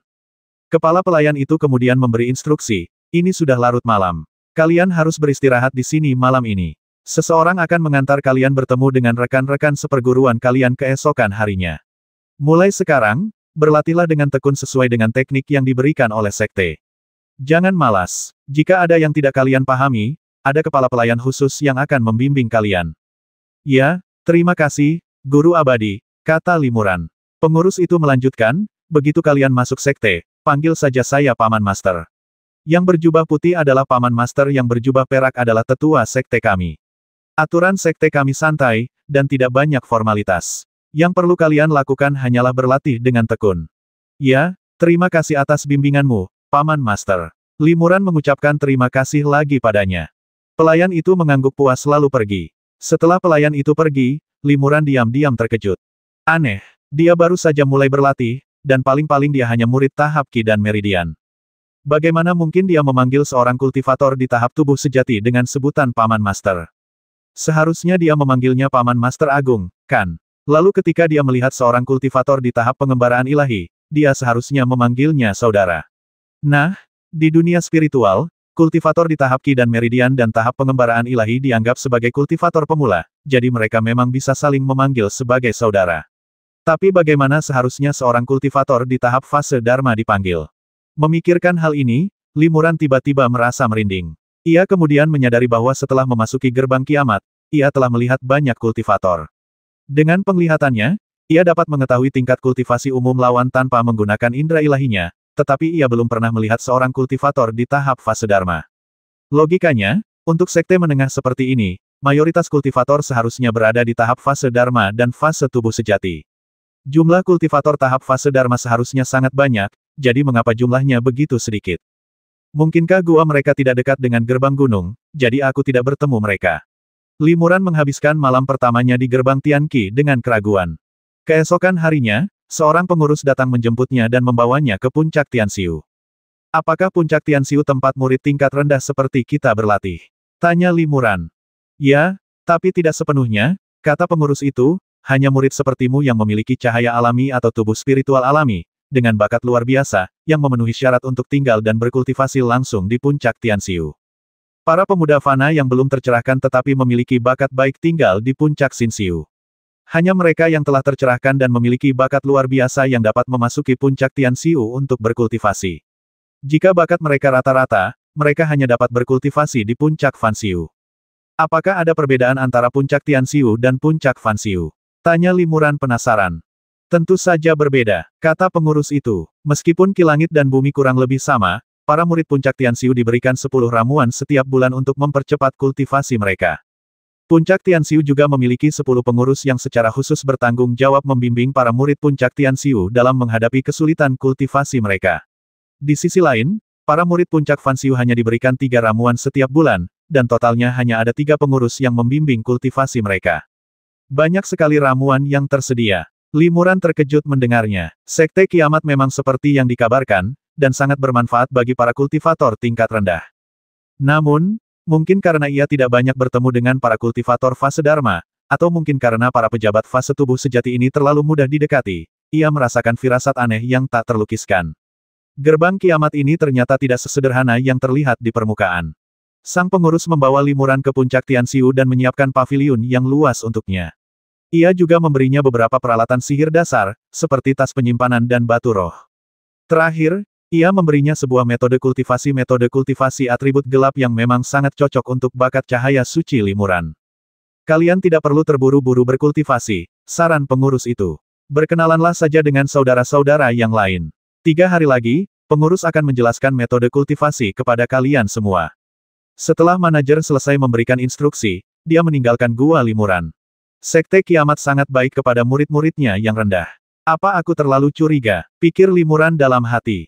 Meskipun ragu, tujuan utama Limuran menyusup ke Sekte Tianqi adalah untuk menemukan susunan teleportasi ke Kabupaten Sanyang dan menunggu kesempatan untuk menggunakannya. Meskipun kemungkinan besar tidak ada susunan teleportasi di puncak Tianxiu, ia tetap berencana untuk melihat-lihat, membiasakan diri dengan lingkungan sekitar, dan juga berkenalan dengan beberapa manajer tahap tubuh sejati yang ditempatkan di sana. Mungkin ia bisa secara tidak sengaja mengetahui tentang susunan teleportasi dari mereka. Begitu Limuran keluar dari gua, dia melihat beberapa pemuda berjalan bersama di kejauhan. Adik junior ini juga murid baru, haha, kudengar kita semua murid angkatan yang sama. Kira-kira aku harus memanggilmu apa ya, adik junior? Tanya salah satu anak laki-laki yang lebih tinggi kepada Limuran. Nama saya Zhao Wuming, senang bertemu dengan kalian, saudara-saudara senior. Limuran dengan bijaksana membungkuk kepada mereka masing-masing. Para pemuda ini, meniru tata krama para kultivator tingkat tinggi, saling berbasa-basi, meniru satu sama lain dengan serius dan menikmati prosesnya. Mereka segera mengetahui nama satu sama lain, beberapa bahkan berbagi bakat cahaya ilahi mereka, yang memang tidak kalah dengan cahaya bawaan. Awalnya, kami para murid dari generasi yang sama di puncak Tianxiu berjumlah 8 orang. Dengan kedatangan saudara muda Zhao, sekarang kami tinggal 9 orang, kata pemuda jangkung itu dengan penuh semangat. Sungguh sebuah takdir bahwa kami bersembilan bisa berkumpul di puncak Tianxiu. Bagaimana kalau kita menjadi saudara angkat? Limuran diam-diam tertawa dalam hati. Para pemuda bodoh ini, yang hanya dipenuhi nafsu, tidak menyadari bahaya dunia kultivasi abadi, mereka juga tidak tahu betapa beratnya kata kesetiaan di hadapan keuntungan besar. Mungkin hanya pemuda bermentalitas seperti ini yang berani melakukan aksi persaudaraan seperti itu.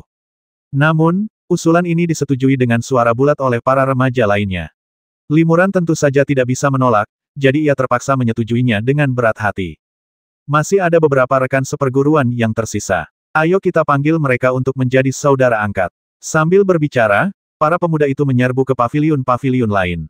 Limuran dikelilingi oleh para pemuda ini, dan rasanya tidak nyaman baginya untuk tidak ikut campur. Adik Jin, cepatlah keluar. Ada hal penting yang harus kami bicarakan. Teriak pemuda berbadan besar itu ke arah sebuah paviliun. Adik Jin, Limuran tertegun, dan tak bisa menahan diri untuk bertanya, siapa namanya? Jin Yunhuan, adik Jin, tiba di puncak Tianxiu setengah bulan lebih awal darimu, kata anak laki-laki besar itu. Jin Yunhuan, Limuran terkejut dan wajahnya sedikit berubah. Pada saat ini, seorang pemuda berjalan keluar dari paviliun. Limuran tersenyum tipis ketika melihatnya.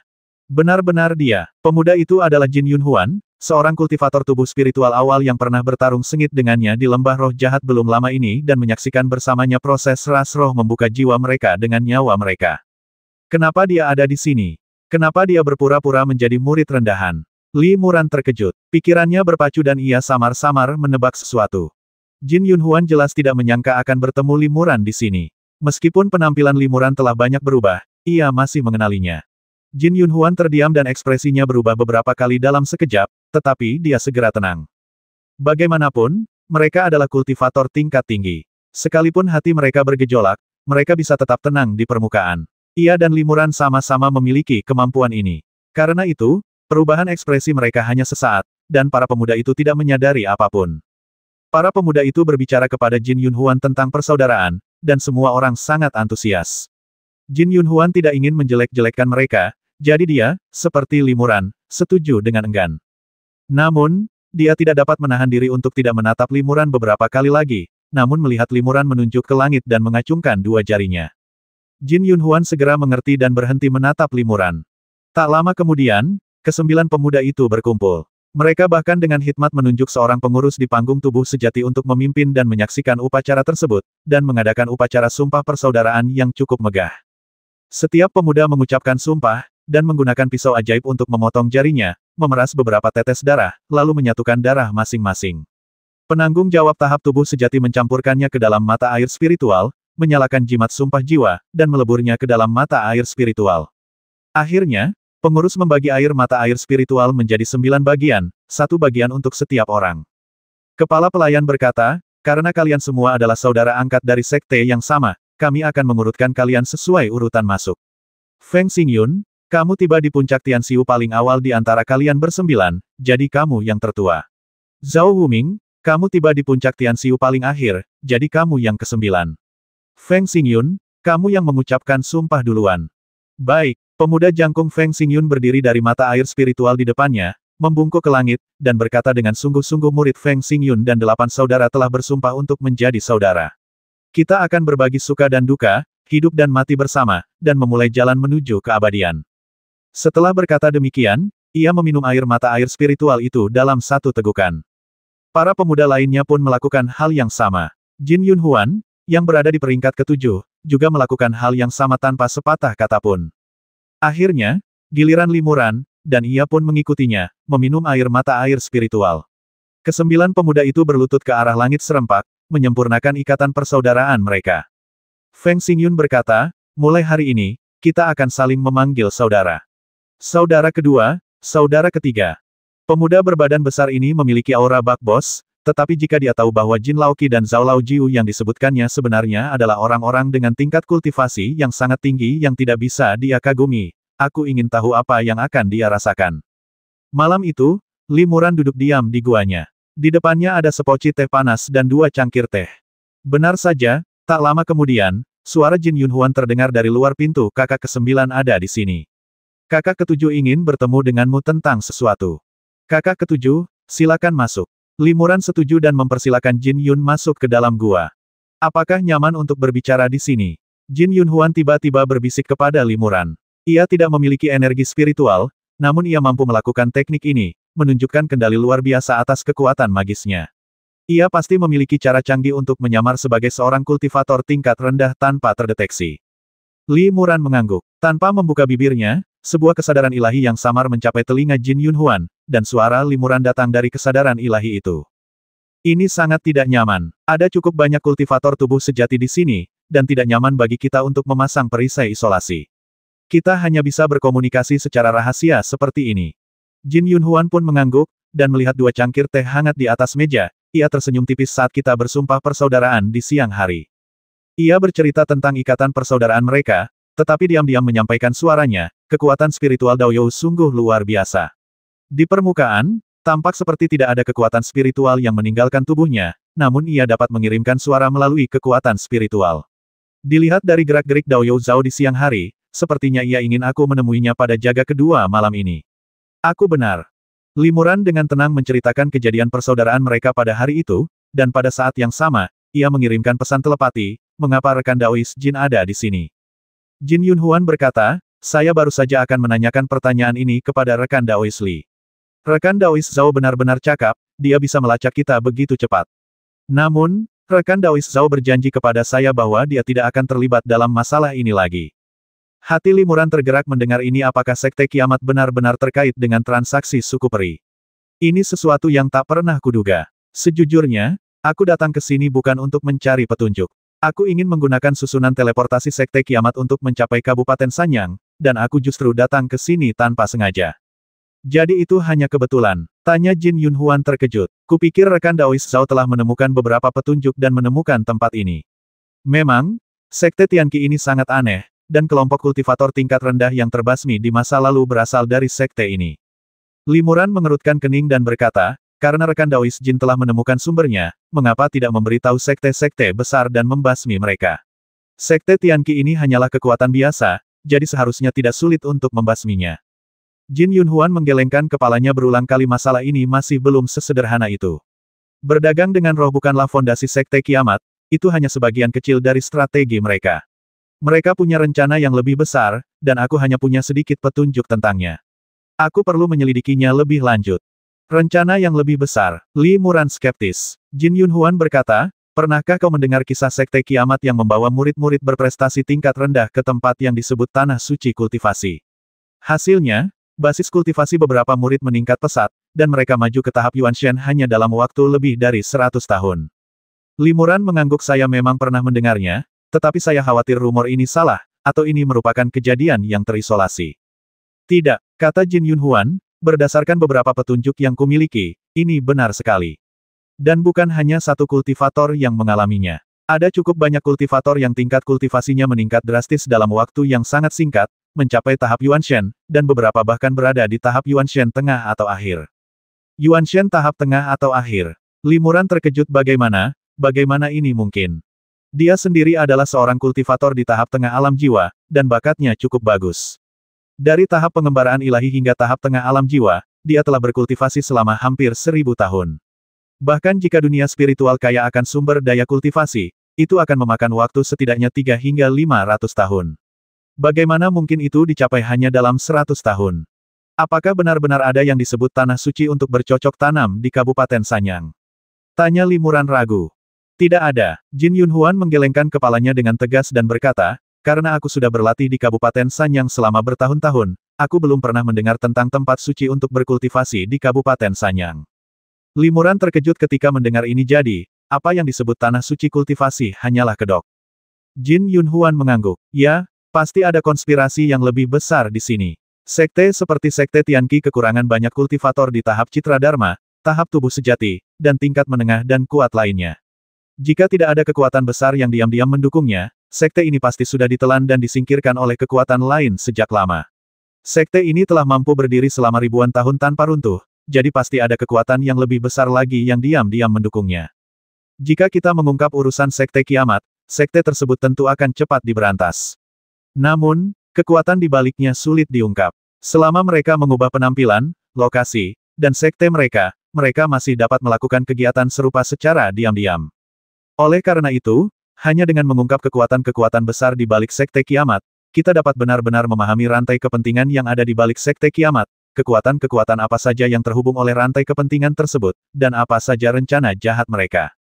Limuran diam-diam terkejut. Segalanya ternyata lebih rumit dari yang dibayangkannya. Jin Yunhuan melanjutkan, alasan saya bergabung dengan Sekte Tianqi adalah untuk mengungkap kebenaran secara diam-diam. Kemunculan rekan Daois Zhao tepat waktu, karena saya sedang merasa kewalahan dan membutuhkan bantuan. Jika rekan Daois Zhao bersedia membantu, saya akan memberikan hadiah yang besar sebagai tanda terima kasih saya. Limuran merenung, aku tidak peduli dengan imbalan yang besar. Namun, melihat kolusi Sekte Tianqi dengan klan roh, pasti ada kekuatan besar di baliknya. Rekan Taois Jin dan aku sendiri mungkin seperti belalang sembah yang mencoba menghentikan kereta perang, tak mampu menggoyahkannya. Jin Yunhuan tersenyum tipis, rekan Daois Zhao, tidak perlu khawatir tentang itu. Aku juga tidak sendirian. Sejujurnya, aku mendapat dukungan dari kekuatan yang sangat kuat di belakangku. Aku ingin tahu apakah rekan Daois Zhao pernah mendengar tentang 4 keluarga kultivasi abadi agung umat manusia. Limuran mengangguk. 4 keluarga besar cermin, bunga, air, dan bulan adalah 4 kekuatan manusia terbesar di benua Fengyun. Kebanyakan sekte juga berafiliasi dengan keempat keluarga besar ini, jadi wajar saja jika mereka dikenal luas. Jin Yunhuan tersenyum dan berkata, itu hanya pernyataan berlebihan dari para Taois lainnya. Namun, sebagian besar sekte dan kekuatan memang memiliki hubungan dekat dengan 4 keluarga besar.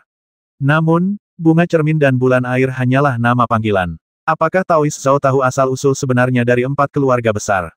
Limuran menggelengkan kepalanya. Ia telah mengetahui dari senior Huoyun bahwa keluarga Su, tempat perikian Huan berasal, adalah salah satu dari 4 keluarga besar.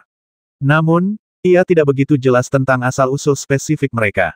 Jin Yunhuan berkata, 4 keluarga besar, yaitu bunga cermin, bulan air, dan bunga cermin, adalah keluarga Jin dari Kabupaten Pinghu, bunga adalah keluarga Ye dari Kabupaten Beiyan, keluarga Su dari Kabupaten Sanyang, dan bulan adalah keluarga Yue dari Kabupaten Gusan. Mengikuti ajaran leluhur mereka, keempat keluarga besar ini tidak menonjolkan diri, menyebut diri mereka secara eksternal sebagai bunga cermin, bulan air, dan bunga cermin. Namun, siapapun yang mengenal keempat keluarga besar ini pasti tahu asal-usul mereka. Limuran terkejut ketika mendengar ini rekan Taois Jin juga bermarga Jin, mungkinkah? Jin Yunhuan mengangguk. Ya, saya adalah tuan muda keluarga Jin di Kabupaten Pinghu. Saya berada di peringkat ke-17 di antara teman-teman saya. Teman-teman Tao saya sering memanggil saya tuan muda ke-17. Jadi, rekan Taois, Anda adalah putra salah satu dari 4 keluarga besar. Saya tidak menyadari hal ini dan mohon maaf atas pelanggaran ini, kata Limuran sambil membungkuk. 4 keluarga besar, yaitu bunga cermin dan bulan air, tidak hanya memiliki banyak kultivator Mahayana, tetapi bawahan mereka juga tersebar luas.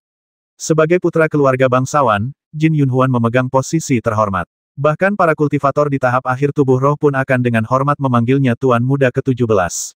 Limuran, seorang kultivator Yuanshen tingkat menengah, memanggilnya setara, sejujurnya, agak menyinggung. Jin Yunhuan melambaikan tangannya dan berkata, rekan Taois Zhao, tak perlu sungkan. Dengan potensimu, jika kau bergabung dengan keluarga Jin kami, kau pasti akan sangat dihormati.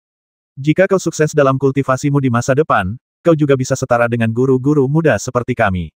Hati Limuran tergerak. Ia tidak peduli dengan kehormatan atau status, tetapi keluarga Jin dan keluarga Su sama-sama merupakan salah satu dari 4 keluarga besar. Jika ia benar-benar bisa menyandang status tuan muda keluarga Jin, ia dan perikian Huan, putri keluarga Su, akan menjadi pasangan yang serasi. Namun, Limuran dengan tegas menolak tawaran Jin Yunhuan. Bergabung dengan keluarga Jin mungkin merupakan kesempatan baik bagi Limuran, yang memberinya masa kultivasi yang relatif stabil. Namun, setelah bergabung dengan keluarga Jin, statusnya akan menjadi penjaga keluarga. Kecuali jika ia mencapai kemajuan yang signifikan dalam kultivasinya atau mencapai prestasi besar, ia dapat dibandingkan dengan orang-orang seperti Jin Yunhuan. Dan Peri Qianhuan adalah putri dari keluarga Su. Jika ia menjadi penjaga keluarga Jin, statusnya akan jauh lebih rendah daripada Peri Qianhuan, yang bahkan mungkin menjadi hambatan besar bagi pernikahannya dengan Peri Qianhuan. Bagaimana mungkin Jin Yunhuan memahami pikiran Limuran yang halus? Ia berasumsi bahwa Limuran sama seperti kultivator independen lainnya, yang terbiasa hidup santai dan bebas, dan enggan bergabung dengan faksi lain. Karena Limuran tidak mau bergabung dengan keluarga Jin, ia tidak berusaha membujuknya. Jin Yunhuan berkata, selama kita berdua bekerja sama untuk mengungkap rahasia di balik sekte Tianqi, dan tidak mengungkapkan identitas kita, kita akan sepenuhnya aman. Begitu kita menemukan petunjuk, aku akan memberitahu para tetua keluarga Jin, dan Taois Zhao tidak perlu campur tangan. Setelah ini, keluarga Jin akan memberi Taois Zhao sejumlah harta atau batu roh, jumlah yang pasti akan memuaskan Taois Zhao. Bagaimana caranya? Limuran merenung sejenak, lalu mengangguk. Dengan dukungan keluarga Jin, salah satu dari 4 keluarga besar, tentu saja aku percaya pada mereka. Aku bisa membantu rekan Daois Jin, tetapi aku juga meminta bantuanmu untuk pergi ke Kabupaten Sanyang. Sesampainya di sana, aku punya beberapa urusan pribadi yang harus diselesaikan. Tentu saja tidak ada masalah dengan itu, Jin Yunhuan setuju dengan mudah. Keduanya adalah sahabat karib, masing-masing memiliki rasa simpati dan kekaguman tertentu terhadap satu sama lain. Jin Yunhuan percaya bahwa Limuran adalah talenta yang menjanjikan, dan Limuran tahu bahwa Jin Yunhuan memiliki kemampuan yang hebat, sehingga mereka pun mencapai kesepakatan kerjasama. Limuran, Jin Yunhuan, dan yang lainnya mulai berkultivasi di sekte Tianqi. Beberapa hari kemudian, seorang pengurus di tahap tubuh sejati datang untuk mengajari mereka cara berkultivasi. Kepala pelayan itu menjelaskan beberapa pengetahuan dasar dan beberapa detail penting tentang kultivasi. Apa yang dikatakannya memang sangat masuk akal. Limuran setuju. Teknik-teknik yang diwariskan oleh Sekte Kiamat semuanya sangat baik dan berkelas. Meskipun belum lengkap, hanya berisi sebagian kecil teknik yang dibutuhkan untuk mencapai tahap fase Dharma, mereka sangat menekankan pembangunan fondasi yang kokoh, alih-alih menekankan kemampuan magis yang kuat. Langkah ini juga sejalan dengan keinginan Limuran, menunjukkan visi ke depan. Bagi para kultivator tingkat rendah di bawah tahap fase Dharma, sekuat apapun kekuatan magis mereka, hal itu tidak terlalu berarti. Bagi para murid dengan bakat luar biasa dan dukungan sekte, hal terpenting adalah membangun fondasi yang kuat.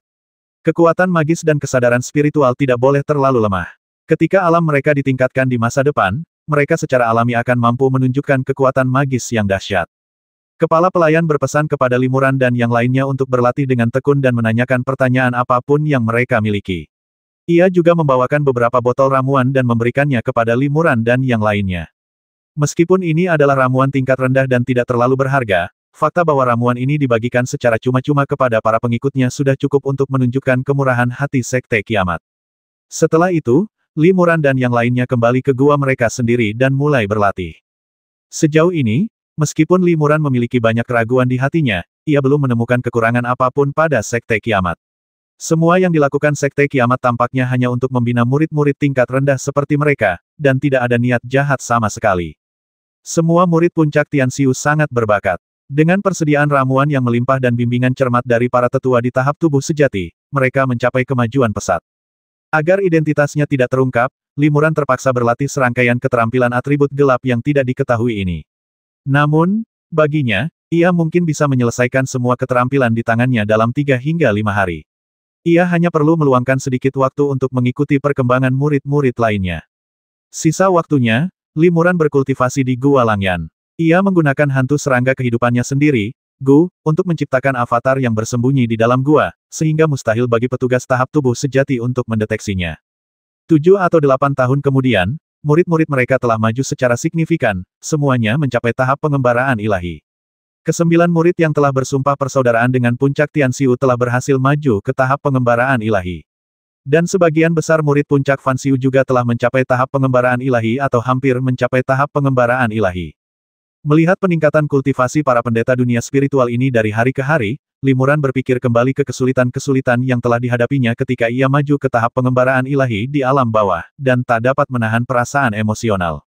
Setelah berlatih di sini selama 7 atau 8 tahun, Limuran dan yang lainnya dianggap cukup akrab dengan Sekte Tianqi. Ia dapat menjelajahi puncak-puncak Sekte Tianqi, tetapi ia tidak dapat meninggalkan sekte tersebut. Ada juga beberapa area terlarang di Sekte Tianqi yang tidak boleh dimasuki oleh para murid tanpa izin. Limuran dan Jin Yunhuan terbang di antara perbukitan hijau yang bergelombang, menggunakan pedang terbang pemberian sekte dengan sedikit canggung. Memang agak sulit bagi dua kultivator tingkat tinggi untuk berpura-pura terbang dengan postur pedang terbang yang tidak terampil. Kami diam-diam telah menyelinap masuk dan menyelidiki area terlarang ini, dan tidak ada yang aneh. Satu-satunya area terlarang yang tersisa adalah Puncak Tongtian, bisik Jin Yunhuan kepada Limuran. Limuran mengangguk pelan. Jika kesimpulan mereka benar, rahasia Sekte Tianqi ada di area terlarang Puncak Tongtian. Namun, bukan hanya manajer di tahap tubuh sejati, tetapi juga para tetua di tahap jiwa yang berjaga di sini. Akan gawat jika kita ketahuan, Limuran mengerutkan kening. Jadi, kita perlu memanfaatkan kemampuan penyembunyian rekan Daois Zhao yang luar biasa, kata Jin Yunhuan. Teknik penyembunyian malam hari yang ditunjukkan rekan Daois Zhao sungguh luar biasa. Terutama di malam hari, teknik ini sangat sulit dideteksi. Kita telah menggunakan kemampuan ini beberapa kali sebelumnya untuk menyusup ke area terlarang lainnya untuk penyelidikan, jadi kita yakin kita juga bisa menyusup ke area ini. Namun, mengandalkan teknik tersembunyi malam saja tidak cukup. Jin Yunhuan melanjutkan, aku juga bisa meminjamkan jubah tersembunyi rohku kepada rekan Daois Zhao. Selain itu, aku juga akan membentuk formasi di dekat sini agar bisa membantu rekan Daois Zhao jika terjadi keadaan darurat. Di luar gua berkabut di suatu tempat di puncak Tongtian dari Sekte Tianqi, dua manajer dalam tahap tubuh sejati sedang menjaga tempat itu. Ini adalah salah satu area terlarang Sekte Kiamat, dan murid tingkat rendah dilarang keras mendekatinya. Hanya tetua tingkat Yuan Shen yang memenuhi syarat untuk masuk ke sini. Malam sudah larut, dan bulan ketujuh sudah tinggi di langit. Limuran mengenakan jubah lingin pinjaman dari Jin Yunhuan, dan jimat Yein tertancap di tubuhnya. Di bawah naungan dua lapisan cahaya gelap, sosok dan napasnya tak terlihat sama sekali. Dia berada lebih dari 10 kaki di depan kedua manajer itu, tetapi kedua pria itu sama sekali tidak menyadari sesuatu yang tidak biasa. Tiba-tiba datanglah hembusan angin jahat dan meniup beberapa awan dan kabut terlarang. Ada yang aneh, seorang manajer mengerutkan kening. Ia kembali ke area terlarang dan hendak menyelidiki dengan saksama, tetapi angin itu menghilang tanpa jejak. Mungkin itu hanya fluktuasi energi vital yang aneh, kata manajer lain. Mungkin salah satu tetua di gua sedang berlatih teknik untuk memobilisasi energi vital langit dan bumi, itulah sebabnya ada beberapa perubahan. Kedua manajer itu melihat sekeliling sejenak, tetapi ketika mereka melihat tidak ada angin lagi, mereka berhenti memperhatikannya. Pada saat ini, Limuran diam-diam menghilang ke dalam kabut terlarang. Formasi Jin Yunhuan memang misterius. Formasi yang ia buat jelas berjarak puluhan mil dari tempat ini, tetapi formasi itu mampu menciptakan fluktuasi ruang secara akurat dan cerdik, memungkinkanku memanfaatkan kesempatan untuk menyelinap ke sini. Limuran memuji dalam hati. Limuran memasuki gua dengan hati-hati. Selama ia merasakan aura yang kuat, ia akan berusaha sebisa mungkin menghindarinya. Dia mencari ke seluruh aula satu persatu dan menemukan beberapa aula kosong, sementara beberapa aula dihuni dan dijaga oleh para tetua tahap Yuan Shen. Ada pula aula terbuka tanpa atap, namun ditutupi dan dilindungi oleh pembatas cahaya spiritual yang tebal. Hati Limuran tergerak, dan dia memisahkan seberkas cahaya hantu, yang berubah menjadi seberkas cahaya tipis seperti jarum dan menembus batasan cahaya spiritual untuk menyelidiki situasi di dalamnya. Metode ini, tetapi kekuatan hantu, hanya kesadaran ilahi yang terpisah yang cukup murni untuk berubah menjadi jarum kesadaran ilahi yang begitu ramping dan tajam. Selain itu, metode ini hampir tidak merusak kekuatan pembatasan di sini, dan tidak akan ditemukan. Tak lama kemudian, Limuran menarik kembali pikiran suci ini, lalu hatinya tergerak. Itu sebenarnya sebuah formasi. Sepertinya formasi teleportasi. Limuran berpikir dalam hati, formasi teleportasi ke Kabupaten Sanyang seharusnya ada di sini. Dia diam-diam menghafal lokasi formasi di sini, dan kemudian pergi ke aula lain untuk menyelidiki. Yang mengejutkannya, ada 7 atau 8 susunan teleportasi yang serupa. Semuanya tampak serupa, dan mustahil untuk mengetahui dari permukaan kemana mereka berteleportasi. Jadi, Limuran tidak tahu susunan teleportasi mana yang mengarah ke Kabupaten Sanyang.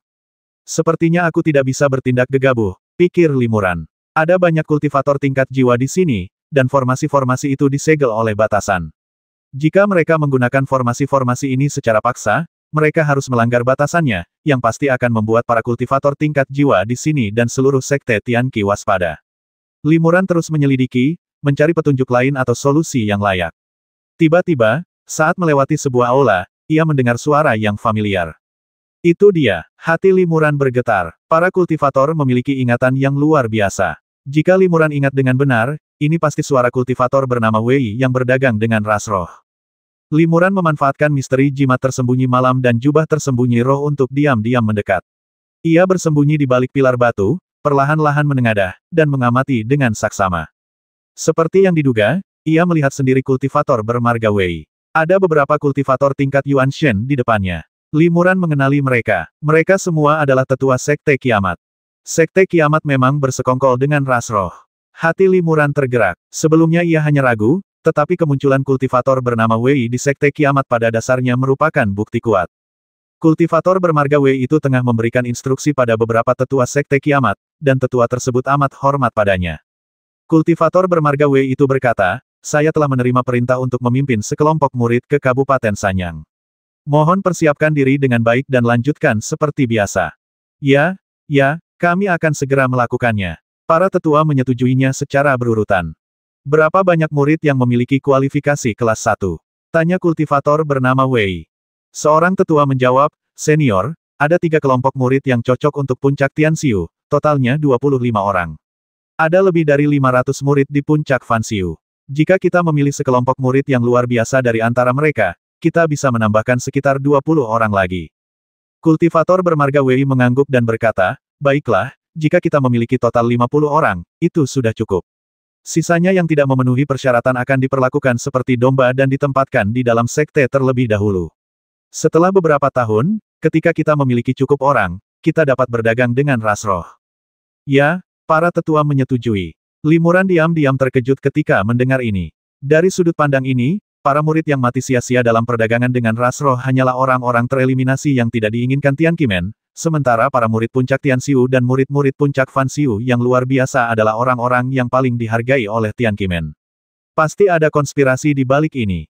Biksu bermarga Wei itu menanyakan beberapa pertanyaan lagi tentang situasi terkini Sekte Tianqi dan apakah ada kejadian yang tidak biasa. Para tetua menjawab satu per satu. Limuran takut ketahuan, jadi ia tidak berani tinggal terlalu lama dan diam-diam meninggalkan tempat itu. Tak lama kemudian, penghalang di puncak Tongtian dibuka, dan beberapa tetua tahap Yuan Shen terbang keluar satu demi satu. Limuran yang bersembunyi juga memanfaatkan kesempatan itu untuk menyelinap pergi. Limuran segera kembali ke puncak Tianxiu dan langsung pergi ke gua Jin Yunhuan untuk berdiskusi dengannya. Untuk mencegah pengurus panggung tubuh sejati yang ditempatkan di sini menggunakan indera ilahinya untuk menyelidiki situasi para murid, Limuran meninggalkan klon yang telah diubah oleh Pantom Gu di guanya sendiri, sehingga tubuh aslinya tidak dapat diungkapkan, jika tidak akan ada dua Limuran. Jadi, ia terbang langsung ke gua Jin Yunhuan. Saat itu, Jin Yunhuan sedang memegang sebuah gulungan dan tenggelam dalam pikirannya. Mungkin metode penyembunyian Limuran terlalu ampuh, atau mungkin Jin Yunhuan terlalu asyik mengamati. Setelah Limuran menyelinap masuk, Jin Yunhuan tidak menyadari kehadiran Limuran pada awalnya. "Rekan Taois Jin, aku di sini," kata Limuran lembut. Jin Yunhuan terkejut dan akhirnya tersadar. Ia buru-buru menyimpan gulungan di tangannya dan menunjukkan ekspresi malu. Saat berbalik, Limuran yang bermata tajam melihat gulungan itu sekilas. Tiba-tiba, wajah Limuran berubah drastis. Jika dia tidak bersembunyi, ekspresi terkejutnya yang luar biasa ini pasti akan membuat Jin Yunhuan menyadari kekurangannya. Karena gambar pada gulungan itu adalah seorang wanita yang sangat cantik, dan itu tak lain adalah Peri Qianhuan yang memiliki perjanjian 1000 tahun dengan Limuran. Namun, Peri Qianhuan dalam gambar itu memiliki ekspresi dingin, memancarkan kesan seseorang yang menjaga jarak. Siapakah orang dalam lukisan itu? Limuran tak dapat menahan diri untuk bertanya. Jin Yunhuan tersenyum tipis dan berkata, "Haha, dia adalah rekan Tao yang kukenal." Meskipun dia tidak dapat melihat Limuran, dia dapat merasakan lokasi umum Limuran.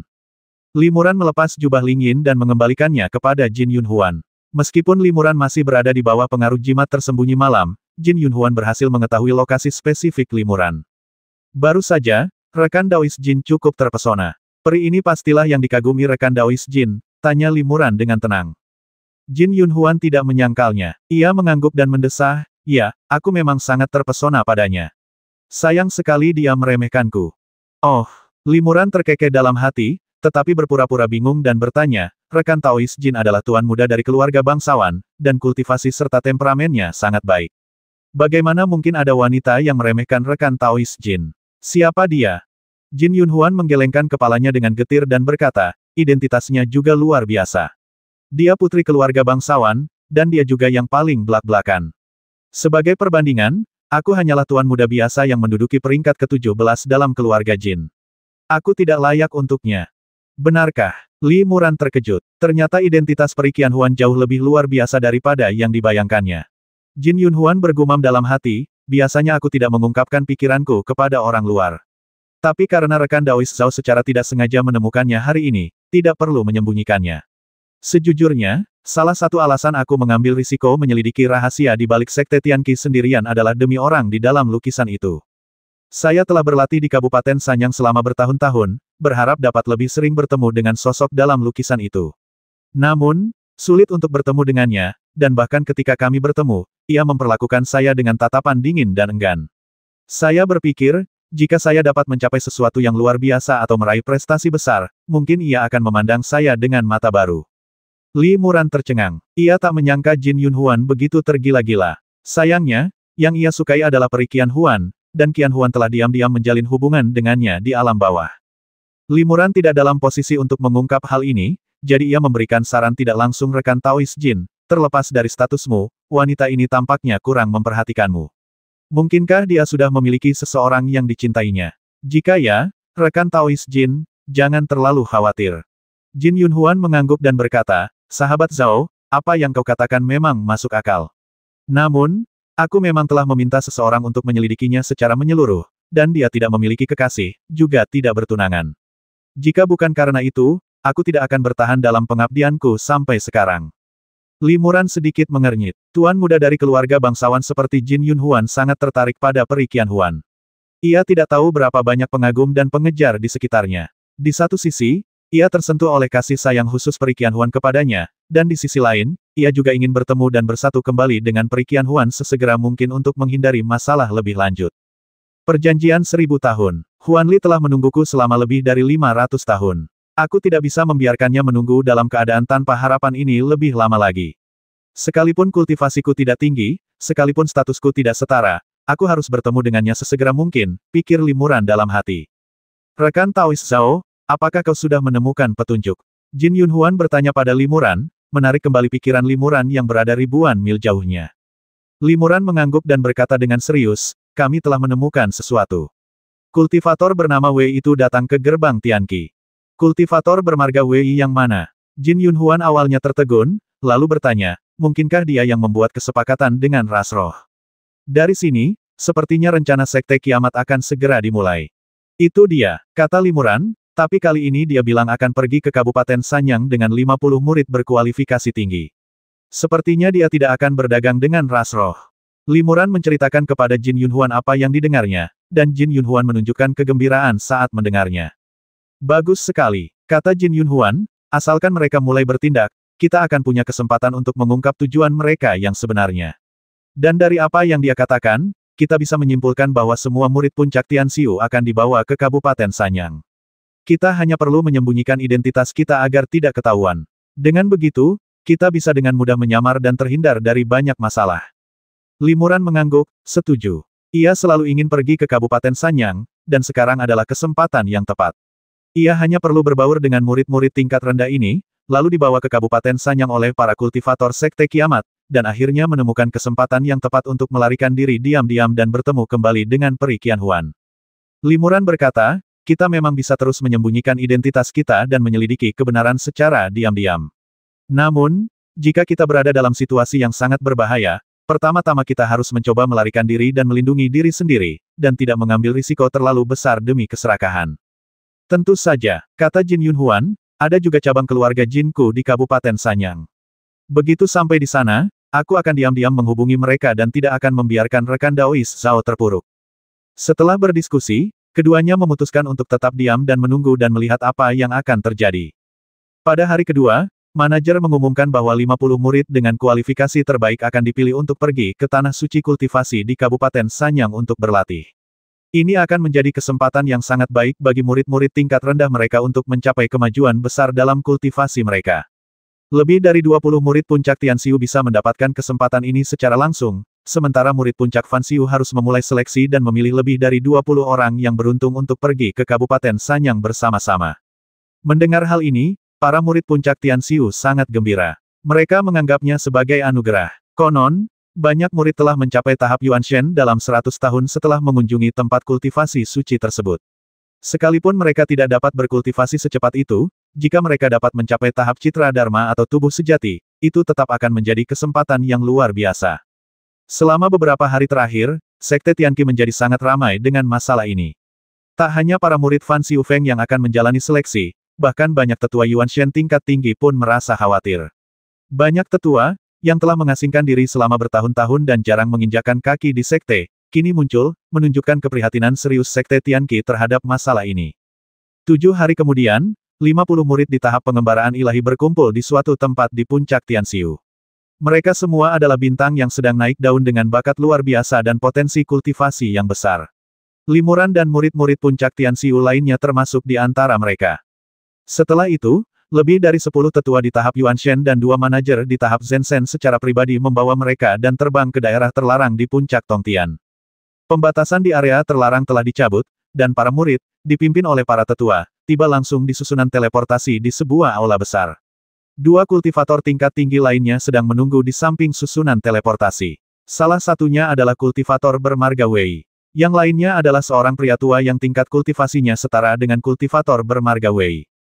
Li Muran terkejut. Ia hanya membawa 50 murid di tahap kenaikan ilahi untuk pelatihan, tetapi ternyata ada 2 guru di tahap tubuh roh yang bertanggung jawab. Ini jelas sangat tidak biasa. Dia tidak bisa menahan diri untuk tidak melihat ke arah Jin Yunhuan, yang kebetulan melihat Li Muran, dan keduanya menunjukkan ekspresi sedikit terkejut. Yang mulia kedua utusan, kelompok murid pemula ini telah berkumpul dan dapat dibawa keluar untuk berlatih, kata seorang tetua di tahap Yuanshen dengan hormat kepada kedua kultivator bernama Wei.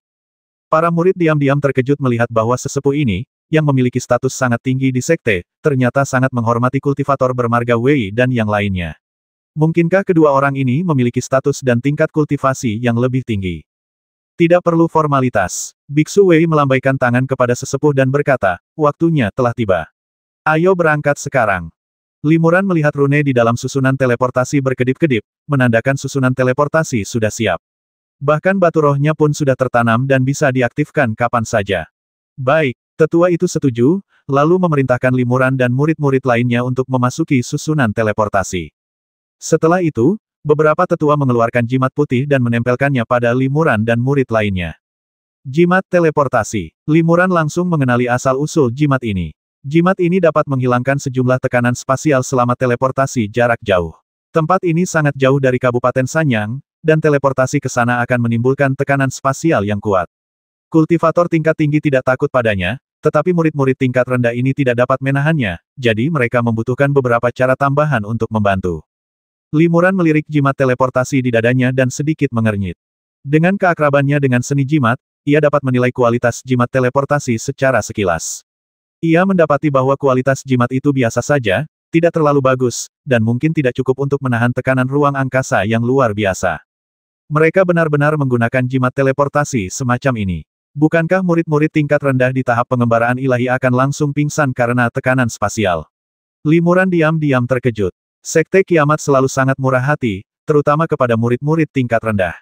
Mustahil mereka menggunakan jimat teleportasi sederhana hanya untuk menghemat uang. Apakah mereka melakukan ini dengan sengaja? Pikir Limuran dalam hati. Pada saat ini, 2 manajer panggung tubuh sejati yang menemani dan merawat para murid tingkat rendah ini juga memasuki susunan teleportasi dan memasang 2 jimat teleportasi pada diri mereka sendiri. Kedua jimat teleportasi ini jelas berlevel tinggi, berkualitas lebih tinggi, dan memiliki perlindungan yang lebih baik. Jika seorang murid level rendah memiliki jimat ini, mereka akan aman dan sehat setelah teleportasi. Hati Limuran bergetar. Dilihat dari detail jimat teleportasi, itu sudah cukup untuk memastikan bahwa Sekte Kiamat tidak punya niat baik dalam perjalanan ini. Namun, para kultivator tingkat rendah lainnya sama sekali tidak menyadari misteri itu. Mereka semua menunjukkan kegembiraan di wajah mereka, menantikan tanah suci kultivasi yang dikabarkan. Kultivator bermarga Wei, 2 master tahap tubuh spiritual lainnya, dan 7 atau 8 tetua tahap roh primordial juga memasuki susunan teleportasi, menemani para murid ke Kabupaten Sanyang. Kehadiran begitu banyak kultivator tingkat tinggi secara bersamaan sudah cukup untuk menunjukkan betapa pentingnya Sekte Kiamat dalam masalah ini.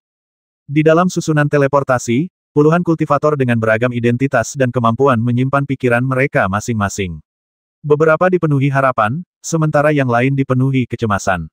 Limuran juga memandang sesepuh Tian Qimen yang mengaktifkan susunan teleportasi dengan perasaan campur aduk antara gelisah, penasaran, dan antisipasi. Dalam susunan teleportasi, cahaya rune yang tak terhitung jumlahnya tiba-tiba melesat ke langit, membentuk cahaya yang cemerlang. Cahaya kemerahan itu menghilang di balik awan, di mana pusaran spasial tiba-tiba muncul, menelan cahaya kemerahan itu sepenuhnya. Setelah cahaya kemerahan itu menghilang dalam sekejap, Limuran dan yang lainnya di lingkaran sihir menghilang tanpa jejak. Satu lagi tugas telah selesai, kata seorang tetua sambil tersenyum di samping susunan teleportasi. Tetua lain mendesah pelan dan berkata santai, apa yang bisa disyukuri? Pembasmian yang kita lakukan justru semakin banyak. Kita juga dikendalikan oleh orang lain dan tidak punya pilihan. Kita tahu bahwa praktik ini bertentangan dengan moralitas, tetapi kita hanya bisa menjadi kaki tangan kejahatan. Sang tetua mendesah penuh arti dan pergi. Setelah kilatan cahaya merah muda, mata Limuran kabur dan dia mendapati dirinya berada di ujung lain susunan teleportasi. Aula ini juga luas, dipenuhi banyak biksu berjubah biru, semuanya memiliki tingkat kultivasi yang tinggi. Namun, ia hanya melirik sekilas sebelum langsung menutup mata dan jatuh ke tanah, berpura-pura pingsan. Murid-murid tingkat rendah di sekitar Limuran, termasuk Jin Yunhuan, juga pingsan dan jatuh bersama. Limuran mendengar kultivator bermarga Wei memberi instruksi kepada para kultivator di sekitarnya, segel murid-murid ini dan pasangkan batasan pikiran ilahi pada masing-masing dari mereka. Mereka bisa diserahkan kepada utusan Huang besok. Ya, para pendeta itu setuju. Kemudian, para biksu mengeluarkan jimat penyegel es dan membekukan biksu tingkat rendah yang pingsan satu persatu. Selama vitalitas biksu belum sepenuhnya hilang, jimat penyegel es tingkat tinggi ini dapat menyegel biksu tersebut selama beberapa dekade tanpa merusak tubuh atau kekuatan sihirnya. Limuran juga ditampar dengan segel es, tetapi ia tetap tenang. Baginya, segel semacam ini hanya membutuhkan sedikit usaha untuk melepaskan diri, jadi itu bukan masalah. Namun, bagi seorang kultivator di tahap pengembaraan ilahi, bahkan jika mereka perlahan-lahan sadar kembali, mereka tidak akan pernah bisa lepas dari segel es tersebut. Segel dewa juga disuntikkan ke dalam tubuhnya, tetapi tingkat segel dewa ini tidak signifikan bagi Limuran, dan ia bisa langsung melahapnya dengan pantom. Namun, ia tidak melakukannya, melainkan menyimpannya untuk sementara waktu.